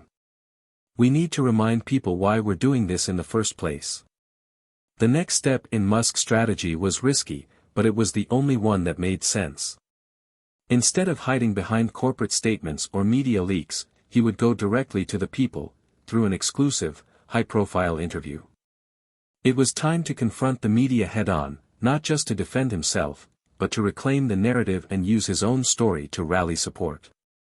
Musk reached out to one of the most respected journalists in the tech industry, a figure who had long admired his work but had remained neutral in the public fight. He asked for a one-on-one interview, an opportunity to set the record straight once and for all. The interview was scheduled for the following week, and Musk knew it would be a turning point. He would not just answer questions, he would take control of the conversation. The media would no longer be a battleground, it would be a platform to showcase his vision for the future. Meanwhile, his team was working on other fronts. Kimball was reaching out to key allies in the political world, forging partnerships that could help Musk weather the storm in the coming weeks. JB continued his work behind the scenes, tracking down even more evidence that could expose the financial web surrounding their enemies. And Gwynn was ensuring that Tesla and SpaceX's operations were running smoothly, shielding them from any direct attacks. But as they prepared for the interview, something unexpected happened. Musk received a mysterious phone call late one night. It was from an unknown number, and the voice on the other end was unmistakable. "Elon Musk," the voice said coldly, "I hope you're ready for what's coming. This isn't a game anymore. You're in way over your head." Musk didn't flinch. He had faced down threats before, but there was something chilling about the calm, calculated tone of the voice on the other end. "Who is this?" Musk asked, his voice steady. The voice chuckled. "You don't need to know. But I'll give you a hint. You've been playing checkers while we've been playing chess. You think you've exposed us? You've only scratched the surface." Musk's pulse quickened, but he remained calm. "I'm not afraid of you." The voice on the other end didn't reply immediately, but Musk could feel the weight of the threat hanging in the air. "You should be," the voice finally said, before hanging up. Musk sat in the silence of his office, staring at his phone. The threat was real. They were moving against him, and they had no intention of backing down. But Musk was used to being underestimated. He had risen to the top of the tech world through sheer determination, and now, in this moment of crisis, he was prepared to fight like never before. When the day of the interview arrived, Musk was ready. He wasn't just going to defend his companies, he was going to expose the truth, not just about the conspiracy against him, but about the future he was trying to build. The stakes were higher than ever before, but Musk had something his enemies didn't: the truth. The interview took place in a sleek, modern studio, the kind of setting designed to make even the most powerful figures feel at ease. But Musk didn't need comfort, he needed clarity. As the cameras began to roll and the host greeted him, he felt an unshakable calm wash over him. This was his moment. The host asked the usual questions about Tesla's achievements, SpaceX's ambitious goals, and the ongoing legal battle. But Musk didn't just answer, he took control of the conversation, weaving in his message about the future, about the importance of innovation, about the dangers of complacency in a world on the brink of transformation. "And I'll tell you something else," Musk said, his voice unwavering. "I'm not going to let anyone hijack the future we're building. Not for power. Not for profit. This is bigger than me, bigger than Tesla, bigger than SpaceX. This is about ensuring humanity has a future. And nothing is going to stop me from achieving that." The host nodded, visibly impressed by Musk's resolve. The interview would go down as one of the most impactful moments of his career. He had taken control of the narrative, and now, the world would see who he really was. The weeks following Musk's high-profile interview were intense, but they marked a shift in momentum. For the first time in this war, the public perception was swinging in his favor. The media storm that had once been a threat was now his ally, amplifying his message of resilience and vision for the future. However, as the tide turned in Musk's favor, his enemies were preparing their counterattack. The real battle was just beginning. The day after the interview aired, Musk received a flood of calls from investors, allies, and industry leaders all expressing support for his bold stance. The messages were overwhelming. He had proven that he wasn't just a businessman, he was a visionary who wasn't afraid to take on the system. The media buzz was relentless. Tesla stock rose, SpaceX garnered more interest, and public sentiment began to rally behind him. But not everyone was pleased. Hidden behind the walls of boardrooms, in smoke-filled backrooms of power, his enemies were quietly regrouping. They had underestimated Musk's ability to turn the tables, and now they were going to use everything in their arsenal to discredit him once and for all. The next move came swiftly, and it was calculated. A new leak emerged, one that was far more damaging than anything before. It wasn't just financial manipulation or corruption, it was personal. A set of leaked emails, supposedly from Musk's private accounts, began circulating, showing him in a more controversial light. The emails were damning, suggesting Musk had been involved in unethical business practices, far beyond what the public knew. The emails contained inflammatory language, cryptic conversations about corporate takeovers, and secretive alliances. They painted Musk as someone willing to sacrifice his moral compass in the pursuit of profit and control. The leak came at a time when Musk's public approval was at an all-time high. The timing was no accident. Musk sat in his office late that night, scrolling through the leaked emails on his laptop. His blood ran cold. Some of the messages were doctored, he could tell, but others seemed legitimate, though they could be taken out of context. Whoever was behind this attack knew exactly what they were doing. It was a full-scale assault on his character, his integrity, and everything he stood for. Linda walked into the office, her face grim as she saw the look on Musk's face. "I saw it. The emails. Someone's playing dirty." Musk ran his hands through his hair. "I don't know if I can fight this one. These could ruin everything, if people believe them." "People want to believe in something bigger, Elon," Linda replied. "They want hope. You've given them hope, but now someone's trying to take that away from you." Musk clenched his jaw. He couldn't let this be the end. "We need to make sure the truth gets out. We need to expose this for what it is, a manipulation." Musk knew the stakes were higher than ever. If these emails gained traction, they could undo everything he had built, Tesla, SpaceX, his very reputation. The public had begun to see him as a leader, someone fighting for the future of humanity. These new allegations could shatter that image in an instant. But Musk wasn't a man who backed down from challenges. He had faced adversity his whole life, and this time, he had a secret weapon, the people. The same public that had rallied behind him in the past would be the ones to defend him now. He immediately called a meeting with his closest team members. "We need to get ahead of this. We can't just fight back with the truth, we need to make the truth come to life. If they want to expose me, then we expose them right back." Kimball spoke first. "What if we make the emails public ourselves? We control the narrative, show the world the real context of those conversations. We can prove they were doctored, but we need to act fast." Gwynn nodded in agreement. "But we also need to be strategic about how we handle the fallout. We can't just expose everything without preparing the ground. There are a lot of powerful people behind these leaks, and they're not going to take kindly to being outed." Musk looked at them, his expression intense. "Exactly. We go public with the context of the emails and then launch an investigation into who's behind them. I want to put the heat on those pulling the strings. Let them know that if they try to bring me down, I'll take them with me." The plan was set into motion immediately. Musk's legal team started to sift through the emails, analyzing every word, every line, to see what could be used to prove the information was falsified. At the same time, his PR team began crafting a statement for the public, preparing to release a full, detailed rebuttal to the leaks. But as the wheels of this counterattack began turning, they were met with another twist, one that Musk hadn't seen coming. The emails were just the beginning. The same powerful enemies who had orchestrated the leaks were now moving to sabotage his companies directly. Late one evening, Musk received an urgent call from Gwynn.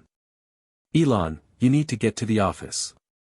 There's been an issue at the Tesla factory.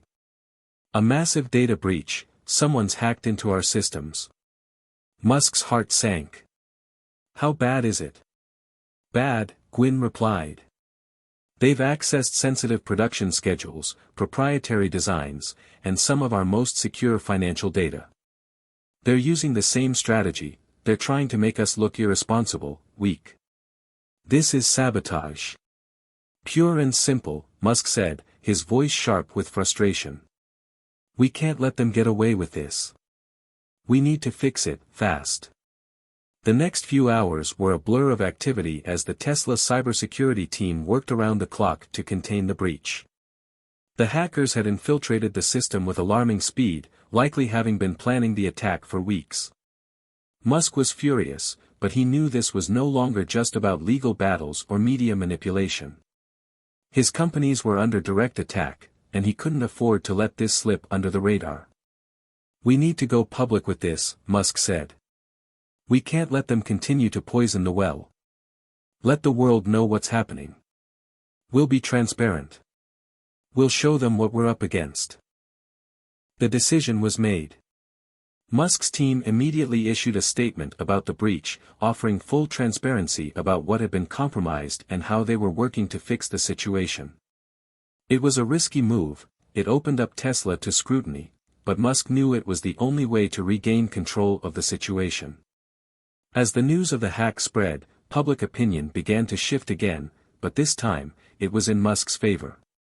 The breach was damaging, yes, but Musk's willingness to be transparent and forthright about it made the public see him as someone who could be trusted, someone who didn't hide in the shadows when things got tough.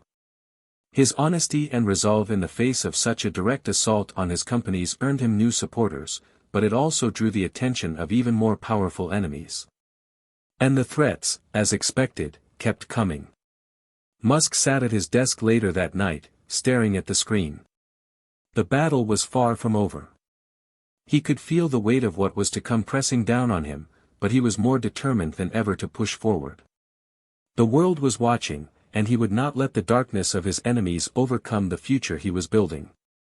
The fight for Tesla, SpaceX, and his vision of humanity's future had just begun, and Musk was ready for whatever came next. The weeks following the hack and the subsequent counterattack were a whirlwind of activity for Elon Musk and his team. They had weathered the storm, at least for now. Public support had surged in their favor, thanks to Musk's transparency and resolve in the face of relentless attacks. But Musk knew that this was only the beginning. The enemies he was facing were ruthless and well-connected, and they wouldn't stop until they had destroyed him completely. However, amidst the chaos and uncertainty, something unexpected happened. An anonymous benefactor reached out to Musk. It wasn't through the usual channels, no public press release or flashy media statements. Instead, it came in the form of an encrypted message late one night. The message was short and cryptic: "I can help you. Meet me tomorrow at the old pier, 3 a.m. Come alone." Musk sat back in his chair, staring at the screen, his mind racing. Who would offer help like this? And why? It was highly unorthodox, but in his position, Musk couldn't afford to ignore any potential lead, no matter how strange or suspicious it seemed. The thought of walking into a situation alone at 3 a.m. didn't sit well with him, especially after everything he'd been through. But Musk had always trusted his gut, and his gut told him that this might be the break he needed. He couldn't afford to be paranoid, not when the future of Tesla and SpaceX, and potentially his freedom, were on the line. At 3 a.m., Musk arrived at the dilapidated pier on the outskirts of the city. The cold night air bit at his skin as he stood in the shadows, scanning the area. The silence was eerie, only broken by the occasional creaking of the old wood underfoot. He waited for what felt like an eternity before a figure emerged from the shadows, a tall, cloaked figure with a heavy coat, their face obscured by a scarf. "You must be Elon Musk," the figure said, their voice low and cautious. Musk didn't respond immediately. Instead, he studied the figure closely, wondering who would go through such lengths to meet him in secret. "Who are you?" he asked, his voice steady but full of suspicion. The figure didn't hesitate. "I'm someone who knows what's really going on. I've been watching the situation unfold for weeks now. And I think it's time someone helped you out." Musk frowned, not fully trusting the stranger. "Why should I believe anything you say? You're not exactly coming to me with a good track record. What do you want from me?" The figure shifted slightly, then reached into their coat pocket and pulled out a small, metallic device. They handed it to Musk, who took it cautiously, examining the object in his hand. It was a small USB drive. "This," the figure said, "is a copy of all the information you need to expose who's behind the attacks against you. The emails, the data breach, everything. But be warned, there are powerful people involved, people who will stop at nothing to destroy you. Musk's heart skipped a beat. This was exactly what he needed, but the weight of the situation started to sink in. "Who are you really?" he asked again, his eyes narrowing. The figure stepped back into the shadows, their voice barely above a whisper. "Someone who wants to see the future you're building survive. Consider this a token of goodwill. But remember, trust no one, not even the people you think are on your side." And just as quickly as the figure had appeared, they disappeared into the night, leaving Musk alone with the USB drive. Musk returned to his office immediately, his mind racing. He couldn't shake the feeling that this encounter had been orchestrated by someone with a deep understanding of his situation. The device in his hand could hold the key to unraveling everything, the truth about the conspiracy against him, the forces behind the leaks and the hack, and the people trying to bring down his empire.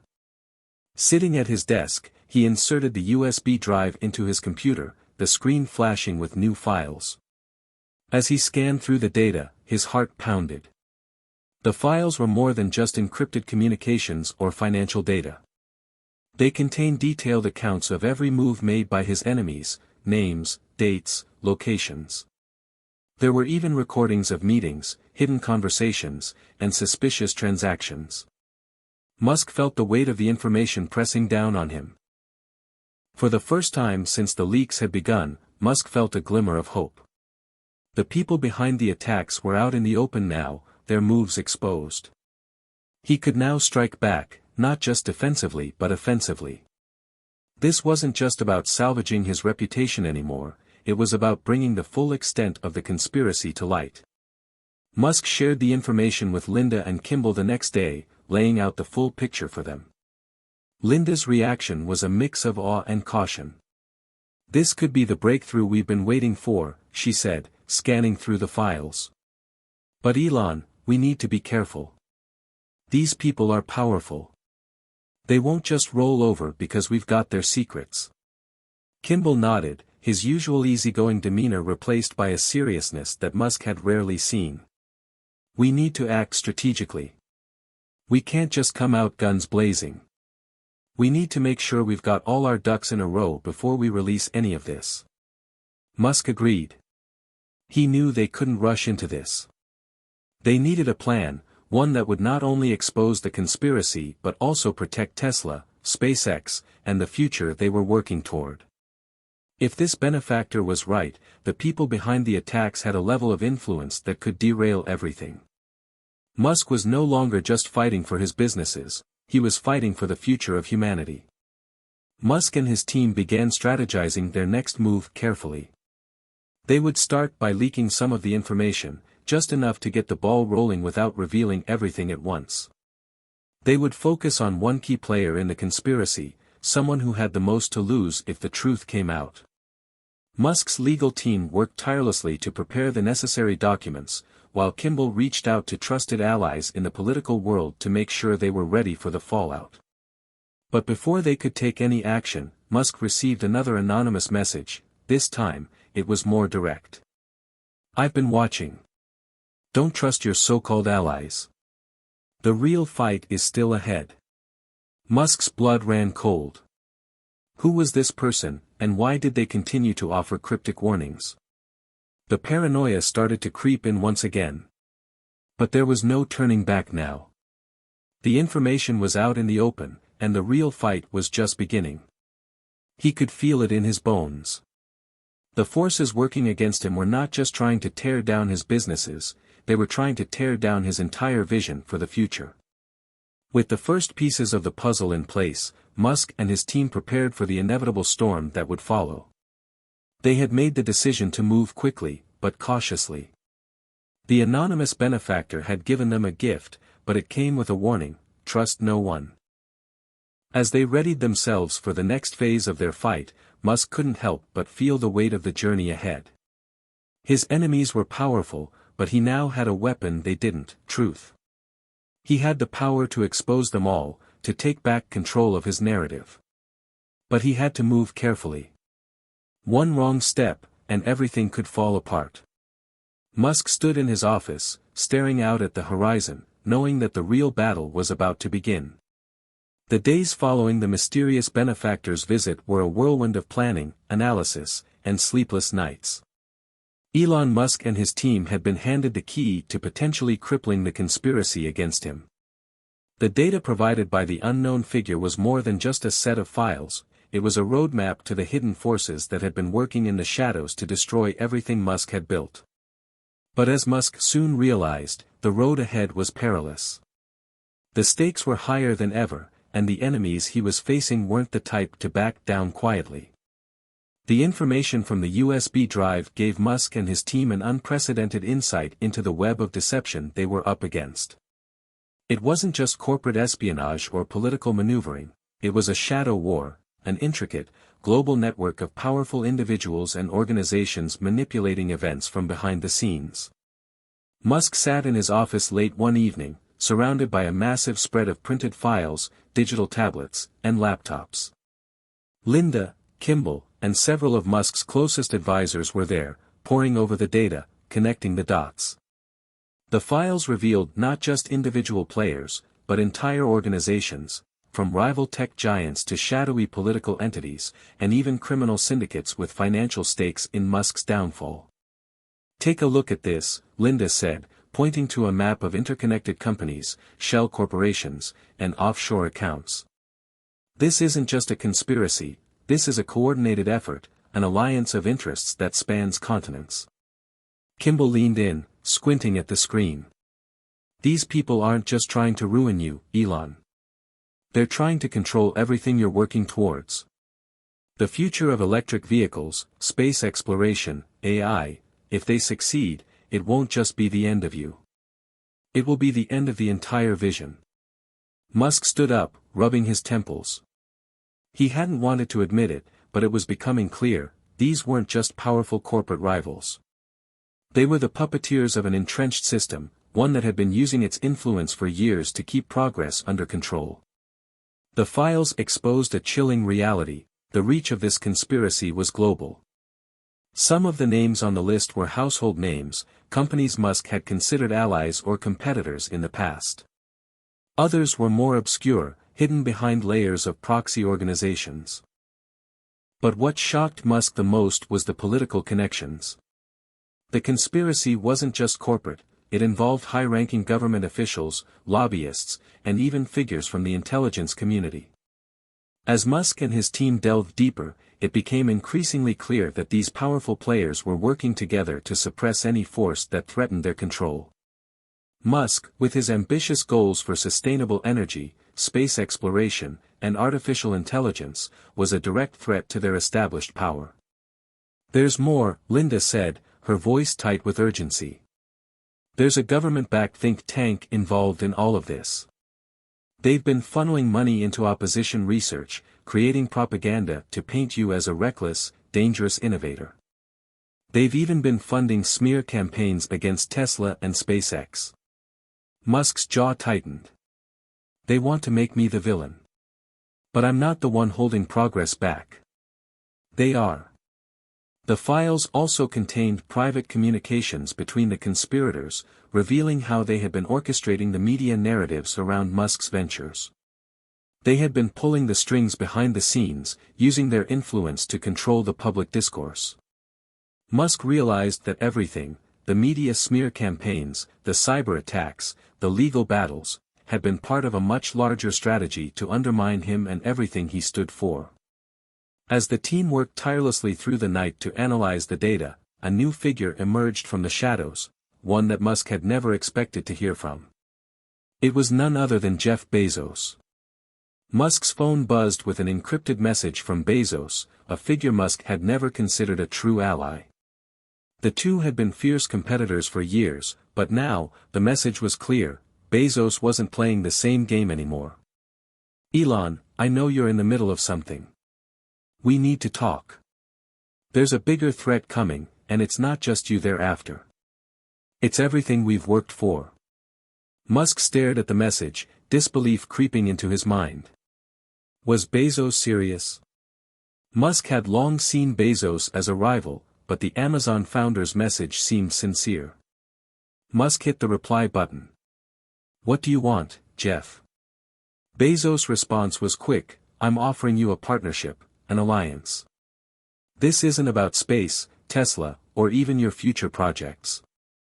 This is about surviving. If we don't stand together, we'll all fall separately. The people coming for you are the same ones who want to control the entire market. And they've set their sights on me as well. We need to work together to stop them before it's too late." Musk was taken aback. This was an unexpected offer, but he couldn't deny that it made sense. The enemy he was facing was far too powerful for any one person to take on alone. Maybe, just maybe, an alliance with Bezos was the answer. He turned to Linda and Kimball. "What do you think? Can we trust him?" Kimball raised an eyebrow. "It's Jeff Bezos, Elon. He's not exactly known for playing nice. But if he's telling the truth, and if we're up against the same people, then this might be our best shot." Linda, ever the pragmatist, nodded. "We need to consider the risks, but we also need to recognize the opportunity. This could give us the resources and leverage we need to take these people down. We can't do it alone." Musk thought it over. He had always been fiercely independent, but the reality was that the battle was much bigger than him. If Bezos was offering a genuine alliance, it could be the key to taking down the conspiracy that had been quietly dismantling his empire. Still, the question remained, could he trust Bezos? And more importantly, could he trust himself to work with someone who had been his rival for so long? Musk, after a long silence, finally made his decision. "Let's meet. I'll take the risk. But this has to be on our terms. No backroom deals. We go in with eyes wide open." The next day, Musk met with Bezos in a private location, far from the public eye. Their conversation was tense but productive. Musk listened carefully to what Bezos had to say. The conspiracy, as it turned out, was not just about undermining Musk, it was about reshaping the future, controlling it before new technologies could disrupt the status quo. Bezos, too, had been targeted, his own ventures under siege from the same shadowy figures who had been attacking Musk. Together, they discussed a plan, an unconventional one. They would pool their resources, combine their knowledge, and confront the people pulling the strings. The key would be to get ahead of them, take the fight to them before they could strike again. But the risk was immense. If anyone found out about their alliance, the consequences could be catastrophic. Yet, Musk understood that in a war this big, there were no guarantees. He would need to take risks. As Musk and Bezos parted ways that day, both men knew that the storm was about to break. The conspiracy they had uncovered was just the beginning. Together, they would have to navigate a treacherous landscape of corporate warfare, political influence, and shadowy figures who would stop at nothing to maintain their grip on power. But one thing was clear, Musk was no longer fighting alone. He had unlikely allies now, and with their help, he had a fighting chance to take down the real puppet masters. The days after Elon Musk's meeting with Jeff Bezos were filled with secrecy and tension. The alliance was fragile, both men knew the stakes were higher than ever. They were entering dangerous waters, fighting not just for their companies but for the future of technological progress itself. Despite their years of rivalry, it seemed that their common enemy had created an opportunity for collaboration. The conspiracy they were up against was far-reaching, and Musk knew that time was running out. Musk's phone buzzed early the following morning, a message from Bezos. "We need to meet again. There's someone you need to see. Someone who can help us." Musk raised an eyebrow. "Who?" "A force you don't know about. Trust me, this will be the game changer." Musk's curiosity was piqued. In all of his years of experience in the tech world, there were few people whose presence would prompt a cryptic message from Bezos. This could be the turning point, the thing that tipped the scales in their favor. Musk quickly made arrangements to meet Bezos, knowing that whatever this secret weapon was, it could very well be the key to ending the war that was slowly tearing apart his empire.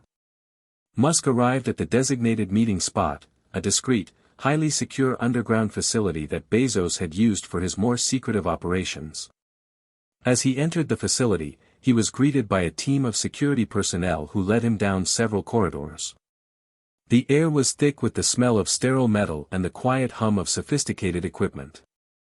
Bezos was already waiting in a private conference room, his face serious. Standing next to him was a tall, older woman, her sharp features betraying a lifetime of experience. She wore a simple black jacket, her demeanor calm but intense. "Elon, this is Dr. Evelyn Hayes," Bezos said, introducing the woman. "She's the one I told you about." Dr. Hayes extended her hand, her grip firm. "I've been following your situation, Elon. And I've been involved in similar battles before." Musk couldn't help but study her. She didn't look like someone who would be involved in a battle against the powerful forces conspiring against him. But Bezos had vouched for her, and that was enough for Musk to at least listen. "What can you do for us?" Musk asked directly. "I've been getting hit from all sides, and so has Jeff. The people we're fighting don't play by any rules." Dr. Hayes looked him in the eye, her expression unwavering. "I've spent the last 20 years of my life studying the power structures that govern the world. The people behind this conspiracy are not just tech moguls or corrupt politicians. They are far older and far more insidious. They operate in the shadows, pulling the strings on a global scale." Musk frowned. "So, we're fighting an enemy we can't even see?" Dr. Hayes nodded. "Precisely. But that's why I'm here. What they don't realize is that there's a force even more hidden than their network. A group of individuals who are equally secretive, but whose interests align with yours. They want to see this fight won. And they have the resources to help." Musk exchanged a glance with Bezos, who seemed to believe Dr. Hayes. But Musk wasn't sure if he was ready to trust her just yet. The idea of another hidden group entering the fight felt both comforting and terrifying. "So, who are these people?" Musk asked. "They are part of a deep network of innovators, activists, and former government officials who have been systematically undermined by the same forces you're up against. They've kept themselves hidden to avoid detection. But now, they've decided it's time to act." Musk leaned back, absorbing her words. "And how do we get in touch with them?" "That's where I come in," Dr. Hayes replied. "I've been in contact with them for months now. I've already arranged for a meeting, one that will give you direct access to their resources and their networks." Dr. Hayes explained the next phase of their plan. While Musk and Bezos had been focusing on gathering intelligence and forming alliances with a few trusted individuals, there was a whole underground network of innovators, hackers, and former military and intelligence officers who had been watching the situation unfold. They were experts in cyber warfare, espionage, and even psychological operations. They had the tools and the expertise to help Musk and Bezos not only survive but potentially win this war. However, there was a catch. The group, which called itself the Collective, would only be willing to help if Musk and Bezos proved that they were committed to the cause.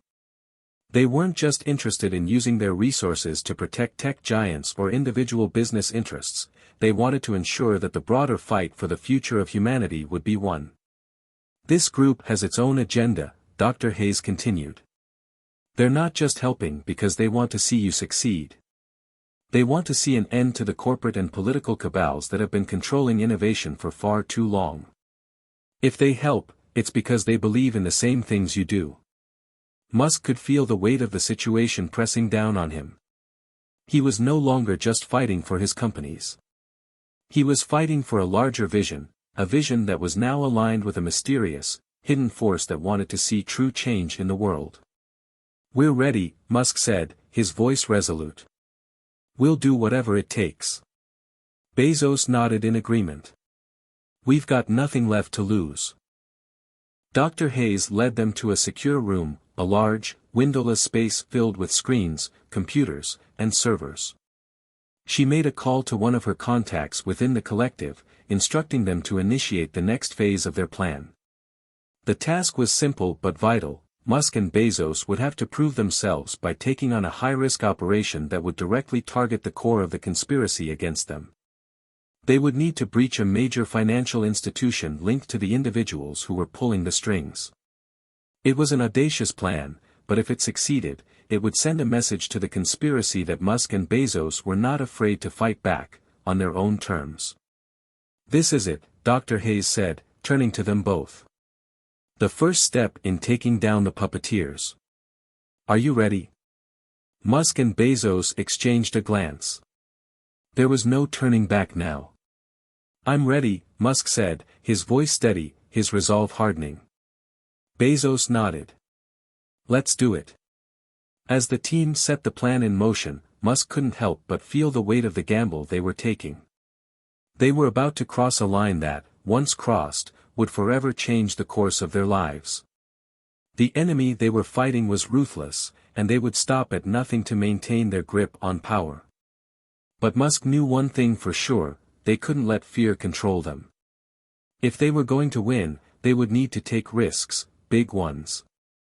As the hours ticked by and the operation progressed, Musk could feel the tension building. This was no longer about business, tech, or even money. It was about something much larger: the fight for freedom, for innovation, for the future. And now, with the collective's help, Musk and Bezos were about to make their first move. It was only the beginning, but it was a bold statement: the war was on. The weight of the plan hung heavy in the air. The operation Musk and Bezos were about to embark on was far from conventional. It was a daring move, an intricate cyber and physical heist aimed at one of the most powerful financial institutions linked to the global conspiracy that had been targeting them. Musk was well versed in risk. After all, his entire career had been built on the kind of bold, unorthodox decisions that others deemed impossible. But this was different. This wasn't about rockets or electric cars. It was about survival. The collective, the secretive group of innovators and operatives, had prepared everything for them. Musk and Bezos had been briefed in detail. The mission would require a combination of cutting-edge technology, stealth tactics, and the help of a handful of experts from the collective. The target was the central hub of global financial transactions, an institution so entrenched in power that even questioning its existence could result in catastrophic consequences. "Remember," Dr. Hayes had said earlier, her tone unyielding, "this isn't just about you and Jeff. It's about breaking the system. The conspiracy has to know that you're not just going to sit back and be their victim." Musk nodded grimly. It wasn't just about stealing information or disrupting financial flows, it was about sending a message that the world wasn't going to let the puppet masters control the future any longer. He and Bezos were part of something bigger now. If they succeeded, it would deal a blow to the conspiracy that could reverberate across industries and governments. The first phase of the operation required precise coordination, leveraging both cyber and physical means. The collective had infiltrated several levels of the target institution's security systems, laying the groundwork for a high-tech heist. For the past 2 weeks, the team had been working in the shadows, preparing every detail. A team of elite hackers had already breached the first layer of firewalls, leaving only a handful of encrypted gateways to navigate. Musk sat in a secure command room, staring at a live feed of the operation. The screens in front of him showed the target's security footage, data streams, and a map of the building's interior. Bezos stood beside him, equally focused. There was no room for error. "You ready?" Musk asked, his voice steady, though his pulse raced in his chest. Bezos gave a grim smile. "You know I am." Linda, Kimball, and a few trusted members of Musk's inner circle were monitoring the situation from a separate location, their eyes glued to the screens. They were connected to the operation, keeping an eye on every variable, but the success or failure of this mission rested on Musk and Bezos' shoulders. The team of hackers from the collective had worked tirelessly to disable key surveillance systems, allowing the physical team to enter the building without being detected. Musk and Bezos were given a narrow window to enter and retrieve the most important data, proof of the conspiracy's involvement in the global financial system. If they could secure this information, it would expose the puppet masters to the world and begin unraveling the hidden network of influence. As the mission unfolded, Musk's mind flashed back to the early days of his career, those sleepless nights when he first launched SpaceX and Tesla, the countless obstacles he had to overcome. This mission felt similar. It wasn't just about technology or resources, it was about belief in something greater, belief in the power to change the world, no matter the cost. Bezos led the charge into the building, his team moving swiftly and silently through the corridors. They reached the secure vault, the heart of the institution's financial data, within minutes. The access code was complex, but the collective had given them the key, a sophisticated AI-driven algorithm capable of cracking even the toughest security systems. The door clicked open. They were in.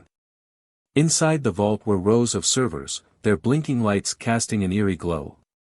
Musk and Bezos worked quickly, their hands moving with practiced precision as they connected their devices to the servers. They needed to extract critical data that would reveal the hidden financial connections between the conspirators and global institutions. The stakes couldn't have been higher. If they were caught, everything they had worked for would be lost in an instant. "This is it," Musk muttered, watching as the data transfer began. Bezos, ever the strategist, kept his eyes on the door, ensuring there were no interruptions. "Once we have this data, we'll have leverage. But we need to move fast. We've got 10 minutes before the security system resets." The clock ticked down, each second feeling like an eternity. Outside, a group of collective operatives were waiting in position to cover their exit and make sure no one traced their actions back to them. The tension in the air was palpable. Musk had always been able to handle pressure, but there was something different about this moment, something that felt like they were standing on the precipice of a new world, a world where everything could change. Just as the data transfer neared completion, an unexpected alarm blared across the facility. Musk's heart skipped a beat. Something was wrong. "We've been compromised," one of the operatives in the control room said, his voice tense. "The system's been breached." Musk's mind raced. How could this happen? The collective had covered every angle. The only explanation was that someone inside the institution had tipped off the conspirators, and now they were aware of the operation. "We need to get out, now." Bezos barked, grabbing the device that held the extracted data. "They know we're here." Without hesitation, the team sprang into action. Musk and Bezos retreated from the vault, moving quickly through the building's labyrinth of corridors. The operation had taken a deadly turn. What had started as a precision strike was now a full-fledged escape. Musk's heart raced as the team navigated through the underground tunnels leading to their escape route. The sound of footsteps echoing in the distance told them they weren't alone. The conspirators' forces were closing in, but Musk and Bezos were determined to make it out. They had come too far, and the stakes were too high. As they reached the final checkpoint, a door slid open, revealing the extraction vehicle waiting for them. The collective had arranged for their escape, but the window was closing. They had minutes, not hours, to get away. Musk and Bezos dove into the vehicle, and the door slammed shut just as a burst of gunfire rang out in the distance. The vehicle sped off, racing through the streets as the sound of sirens filled the air. The team had made it out, just barely. As the vehicle sped toward a hidden safe house, Musk let out a breath he didn't realize he had been holding. They had succeeded, but barely. The data they had retrieved was critical. It contained evidence that would expose the conspiracy to the world. Musk turned to Bezos, his face hard with determination. "We did it." Bezos, ever the stoic businessman, nodded. "We did. But this is just the beginning." The operation was a success. They had taken the first step toward exposing the hidden forces that had been controlling the world. But Musk knew that this was only the start of a much larger battle. The conspirators would not take this defeat lying down. In fact, it was likely they would come after them with even more force. But Musk was no longer fighting alone. With the help of Bezos, the collective, and his own unyielding resolve, he was ready to face whatever came next. The real war had only just begun.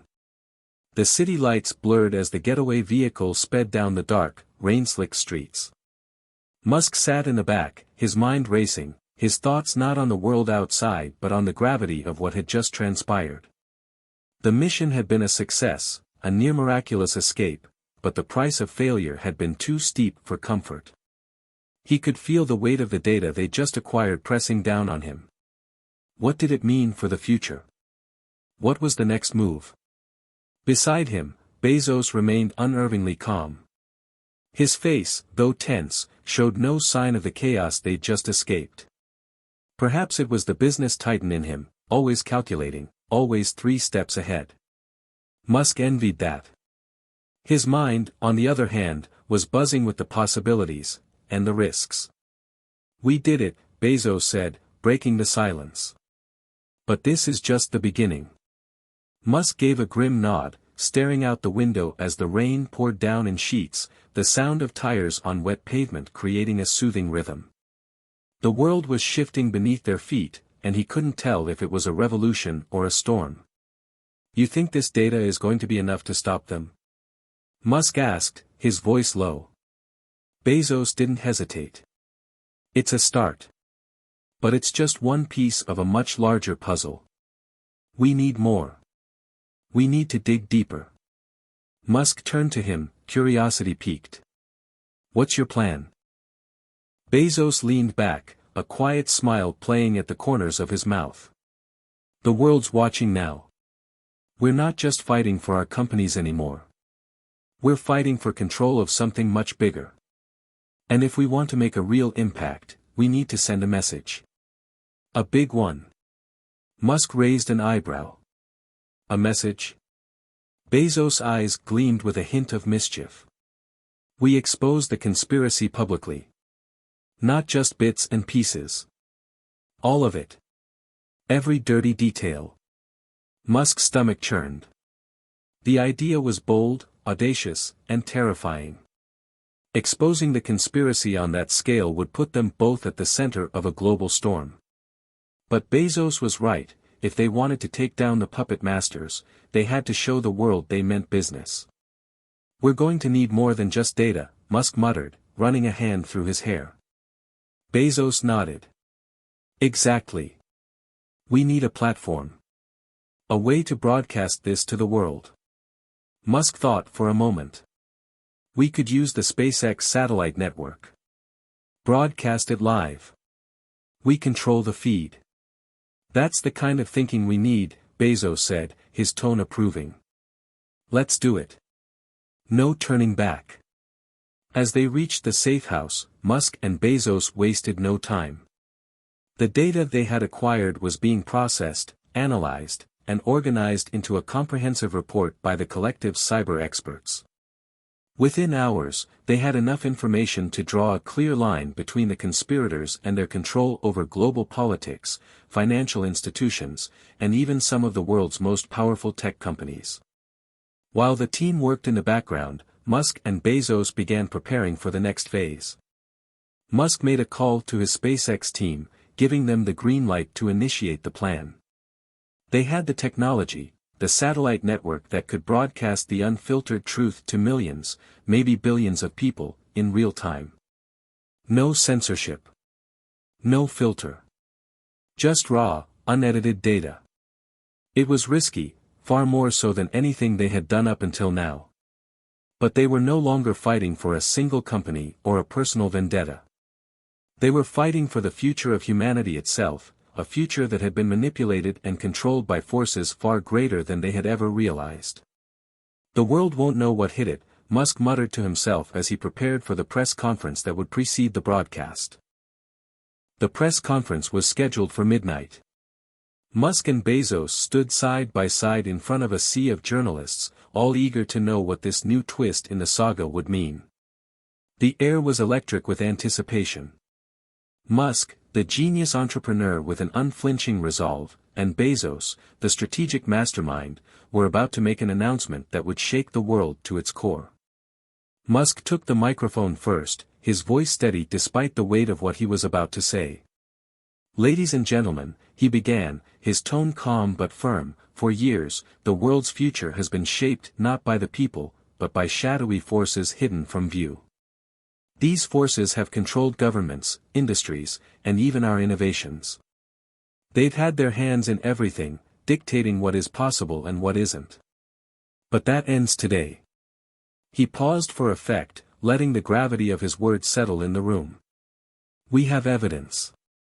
Real, undeniable evidence. And we're going to show it to you. All of it." Bezos stepped forward, his face a picture of resolve. "The truth has been hidden from you for too long. But no more. Tonight, we're giving you the chance to see what they've been keeping from us all."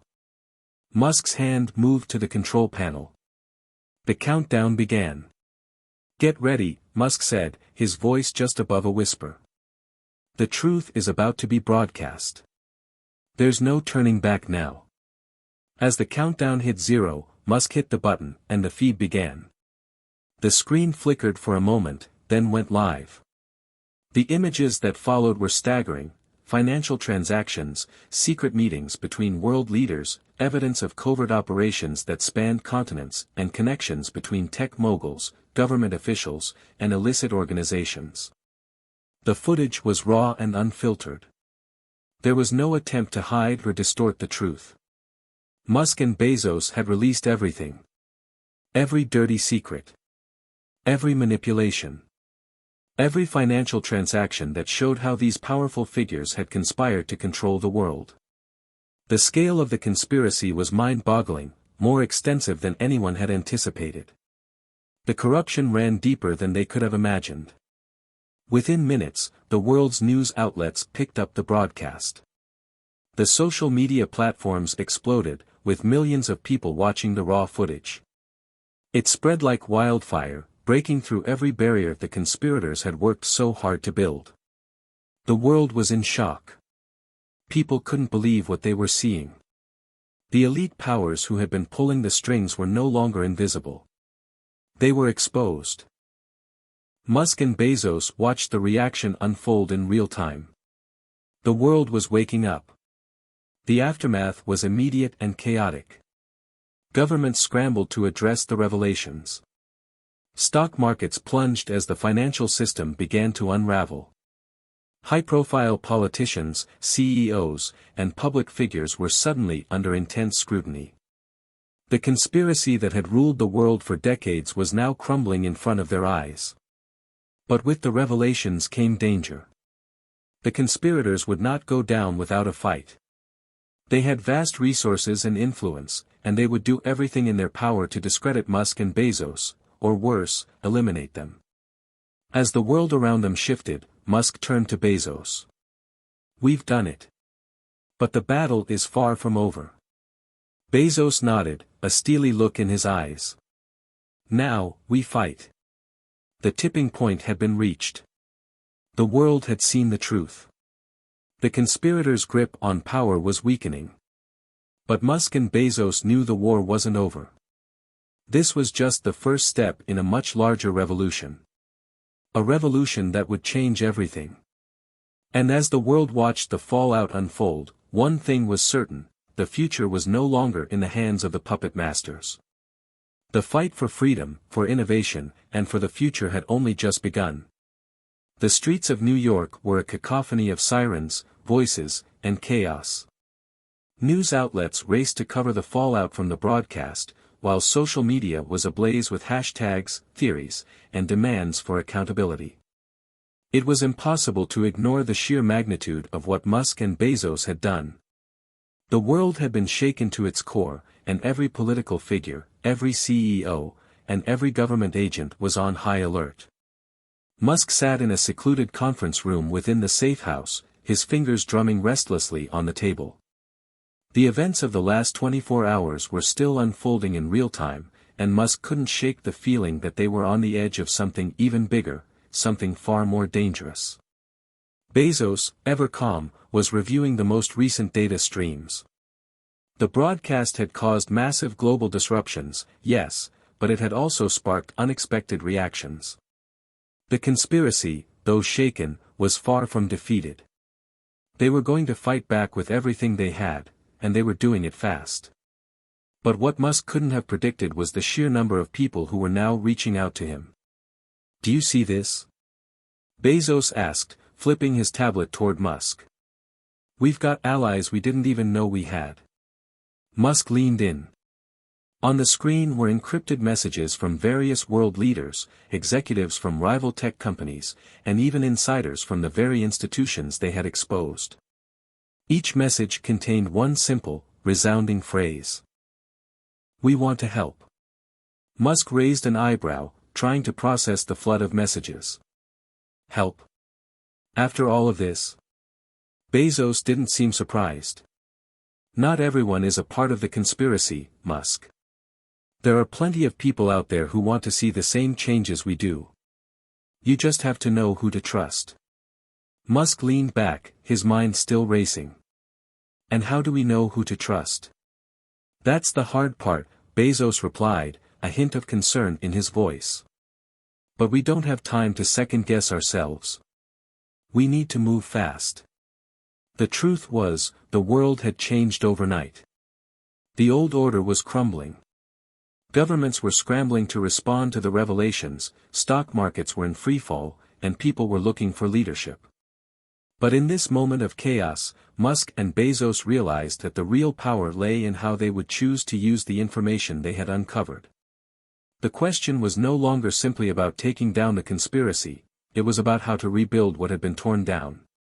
As the safe house buzzed with activity, a surprise message came through, one that Musk wasn't sure he was ready to entertain. It was from Richard Branson, the billionaire founder of Virgin Group and another of the world's most powerful moguls. Branson had always been somewhat of a wild card in the business world, known for his eccentricity and adventurous spirit. But now, his message was clear. "I want in." Bezos looked over at Musk, his expression unreadable. "What do you think?" Musk hesitated. "Branson's a wild card. But if he's serious about taking down the conspiracy, maybe it's time we open the door." Musk tapped the reply button, sending a cryptic yet hopeful response. "Let's talk." Later that evening, Branson joined them via encrypted video call. His image flickered onto the screen, his trademark smile still present, though his eyes showed the weight of the world's current situation. "I don't need to tell you what's at stake," Branson said, his voice firm. "I've been watching this unravel, and I've realized that the only way out is through. I'm in. No more games. Let's tear this thing down." Musk studied him for a moment. "You're willing to risk everything?" Branson grinned. "I've already risked it all. Haven't you?" It was clear to Musk now, Branson wasn't just another billionaire trying to hedge his bets. The man had a long history of taking risks that others would shy away from, and now he was offering to use his resources, his networks, and his influence to join their cause. "We're in this together," Musk said, nodding. Bezos, though reserved, gave a subtle nod as well. "It's good to have you with us, Richard." Branson's eyes gleamed. "Let's turn the tide." With Branson's help, Musk and Bezos developed a new phase of their strategy, one that would not only expose the conspiracy further but also lay the groundwork for shifting global power dynamics in their favor. This time, they weren't just going to broadcast the truth. They were going to build a movement that would turn the people's outrage into something far more powerful, action. Branson's influence in the entertainment and media industries would allow them to launch a series of coordinated broadcasts, social media campaigns, and digital events. Their goal was to ensure that the information they had uncovered couldn't be ignored. But more than that, they aimed to inspire a worldwide movement, an army of people willing to fight for change. "People need something to believe in," Branson explained as he sat down with Musk and Bezos in the war room, a massive map of the world spread across the table. "If we're going to take them down, we have to show the world that we're not just tearing down the system, we're offering something better. A new way forward. Musk nodded. We've been saying the system is broken, but we haven't given people a blueprint for the future. It's time we did that. Bezos added, the data we've exposed is just the start. We need to start talking about a new economic model, one that's decentralized, transparent, and accessible to everyone. They worked late into the night, planning the logistics of a global rallying cry, an event that would unite people from every corner of the globe. It wasn't enough to expose the conspiracy. They needed to offer hope. They needed to offer a vision for a new world. The next day, the first step of their campaign launched, a live-streamed event hosted by Branson's media network, featuring Musk, Bezos, and several other influential figures from various industries. The event was broadcast across multiple platforms, TV, social media, and even in digital billboards across the globe. The message was clear, the conspiracy had been exposed. But now it was time to rebuild. The response was overwhelming. Within hours, social media was flooded with messages of support. Hashtags like #RiseUp and #NewWorldOrder began trending. People who had felt powerless for so long suddenly saw a glimmer of hope. But the backlash came just as quickly. The remaining members of the conspiracy fought back with everything they had: cyber attacks, media manipulation, and even attempts at disinformation. But it was too late. The movement had already gained momentum. The world was beginning to wake up. Musk, Bezos, and Branson had opened the floodgates, and there was no turning back. The conspiracy's days were numbered. The days following the global broadcast were filled with an electricity that crackled in the air. The world had shifted, somewhere between disbelief, outrage, and hope. The masses were rising, and the demand for transparency, accountability, and reform was louder than ever. Governments were scrambling to address the revelations, and business leaders were desperately trying to protect their empires. But amid the chaos, one truth stood clear: the age of manipulation was over. The people knew the truth. In the midst of this storm, Musk, Bezos, and Branson gathered once more at their undisclosed location, surrounded by their closest allies, cybersecurity experts, activists, and media moguls. The room buzzed with anticipation. Their plan was taking shape, and it was time to escalate the campaign. They had already exposed the conspiracy, ignited the global movement, and earned the trust of millions. But now, they needed to go further. Now, it was time to finish what they had started.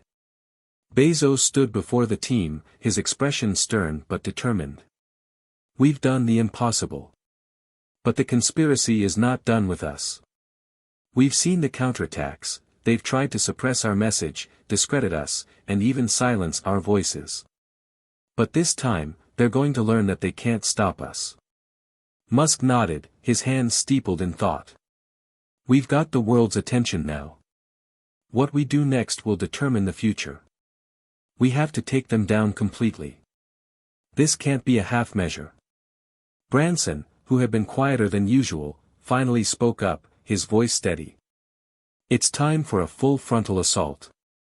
We need to expose not just their actions, but their weaknesses. We need to show the world the people behind this conspiracy, their vulnerabilities, their darkest secrets. And we need to do it all at once. Musk looked at Branson, then at Bezos. The clock is ticking. We need to make the next move before they regroup and come after us harder. They decided to take their campaign to the next level. The final phase of their plan would be a live, global broadcast, this time not just revealing the conspiracy's activities, but the identities of those at the very top. The masterminds behind the entire operation. Their names would be revealed, their pasts exposed. They would no longer remain faceless puppeteers behind the curtain. It was time for the world to see the architects of the chaos. With the help of their trusted network, Musk and Bezos tracked down the last pieces of the puzzle. It wasn't easy. These figures had used every tool at their disposal: hidden accounts, private meetings, encrypted messages, to stay off the radar.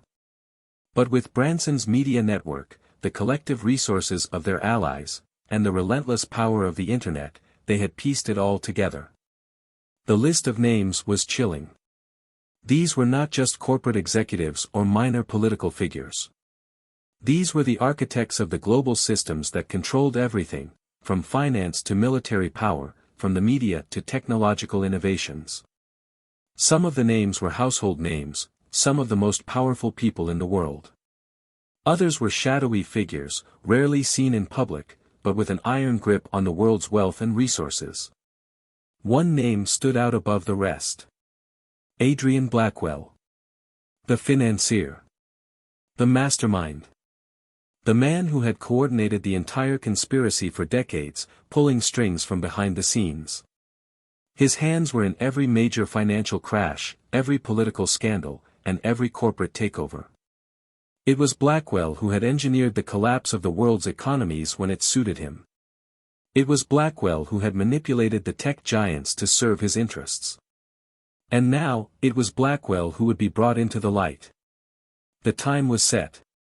A global broadcast would be streamed across every major platform, TV, social media, satellite networks, reaching every corner of the world.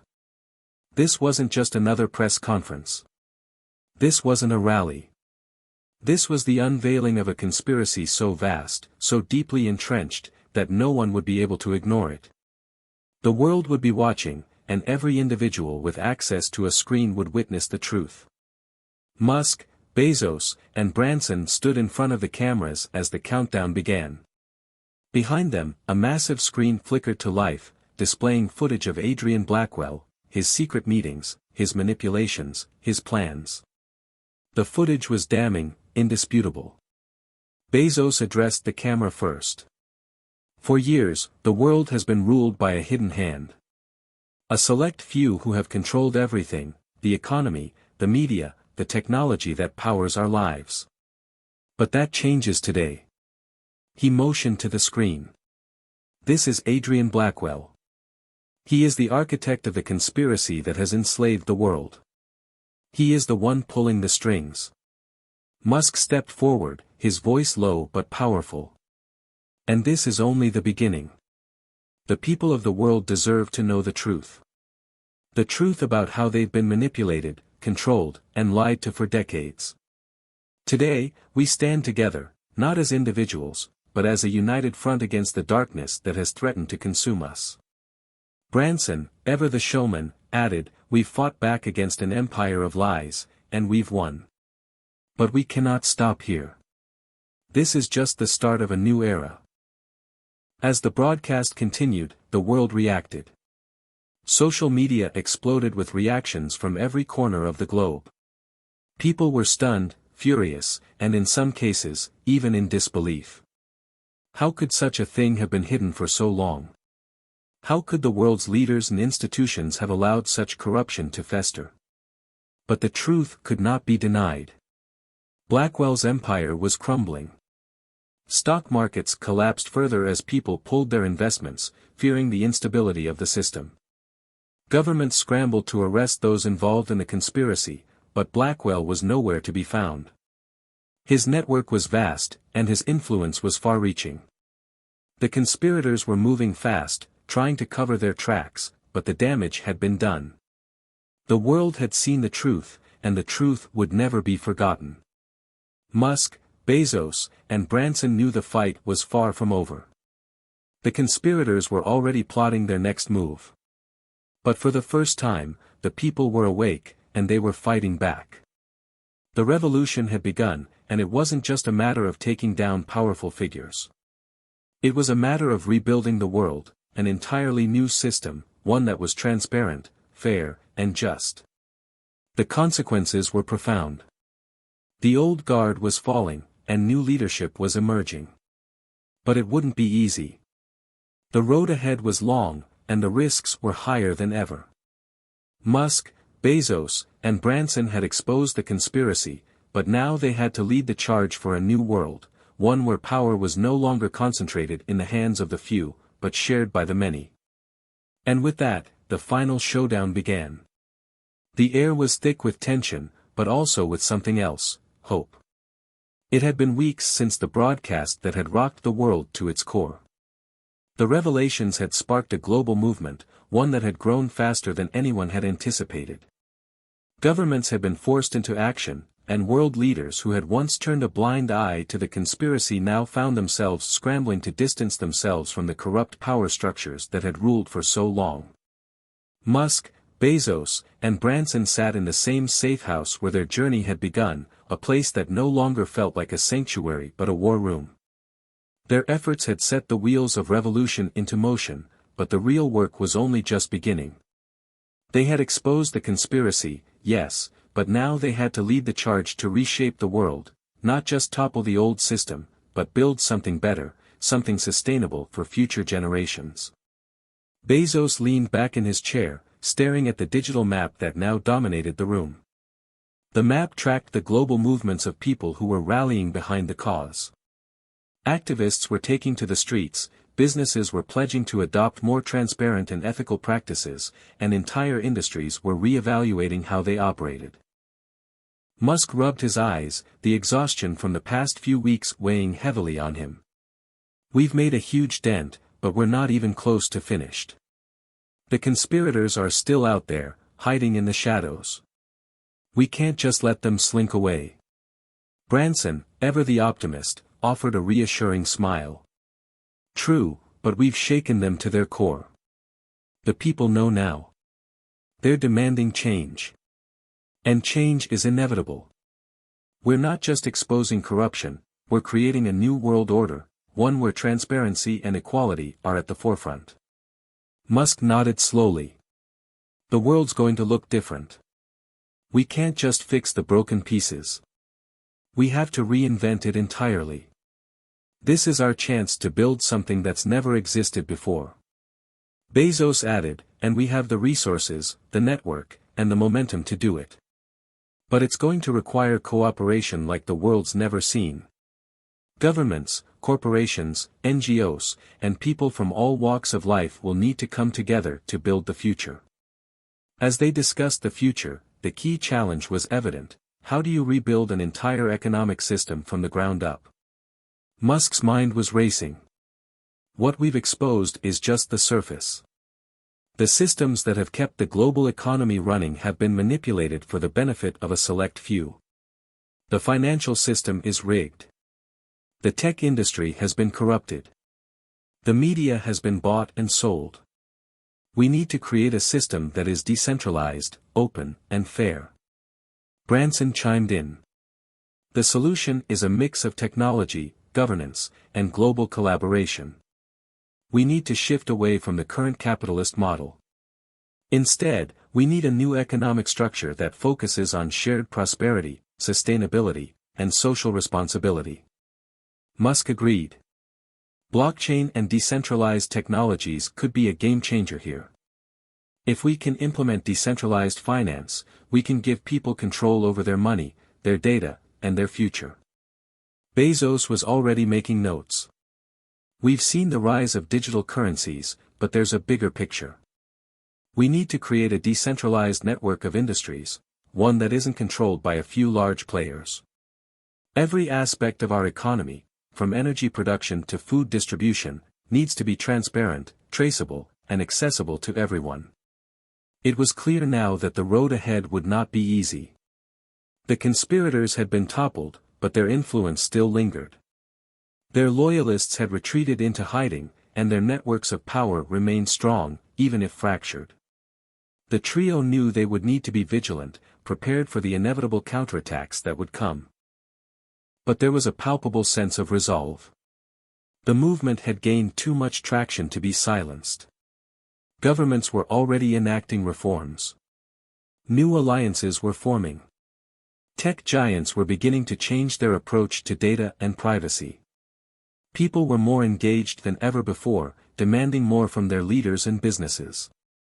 In the wake of the global exposure, the United Nations had called for an emergency summit to discuss a new framework for global governance, one based on cooperation rather than exploitation. Countries were beginning to prioritize climate action, universal healthcare, and human rights over profits. This is just the beginning, Bezos said, standing up. But we have to lead the way. We can't just hope for change, we have to be the ones to make it happen. Musk stood up too, a rare look of confidence in his eyes. We've shown the world the truth. Now we need to show them the future. The trio, along with their allies, set to work on creating the framework for a new global system. It was ambitious, some might say impossible, but they had no choice but to try. They began by establishing a series of transparent, decentralized platforms where industries could come together to collaborate, rather than compete. Blockchain technology was integrated to ensure fairness and accountability in every transaction, every decision, every interaction. The world economy was being rewired, and the people, the everyday citizens, were at the center of this transformation. They were no longer passive consumers of a rigged system but active participants in shaping their collective future. Months passed. The world was slowly but surely changing. The old systems of power, corruption, and manipulation were being dismantled, brick by brick, as new institutions based on transparency, fairness, and collaboration rose in their place. Musk, Bezos, and Branson were at the helm of this change, working tirelessly with their allies to ensure the global movement stayed on course. The revolution wasn't over, but its foundation had been laid. They had shown the world that the impossible was possible. They had taken down the giants, exposed the truth, and provided a blueprint for a new world. And the world had responded. The global economy was becoming more decentralized, more resilient. Climate change was being addressed with urgency, and new forms of energy were beginning to replace fossil fuels. The education system was being reformed to empower the next generation with the skills they needed to thrive in this new world.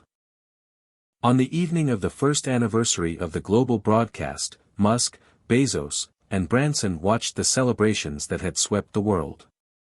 People were gathered in the streets, not in protest but in celebration. There were no more riots, no more chaos. People were marching for a future, for a world that had been reborn in their eyes. Do you think it's really happening? Branson asked, watching the crowds on his tablet. It's not perfect, Musk replied. But it's a start. And it's a start that the world needed. Bezos added, we didn't just change the system, we gave people their power back. Musk smiled, a rare moment of peace settling in. This is only the beginning. But it's a good place to start. Hit subscribe and leave a comment with where you're watching from. This story might just spark a new beginning. What's one thing that always pushes you forward, even when things get tough?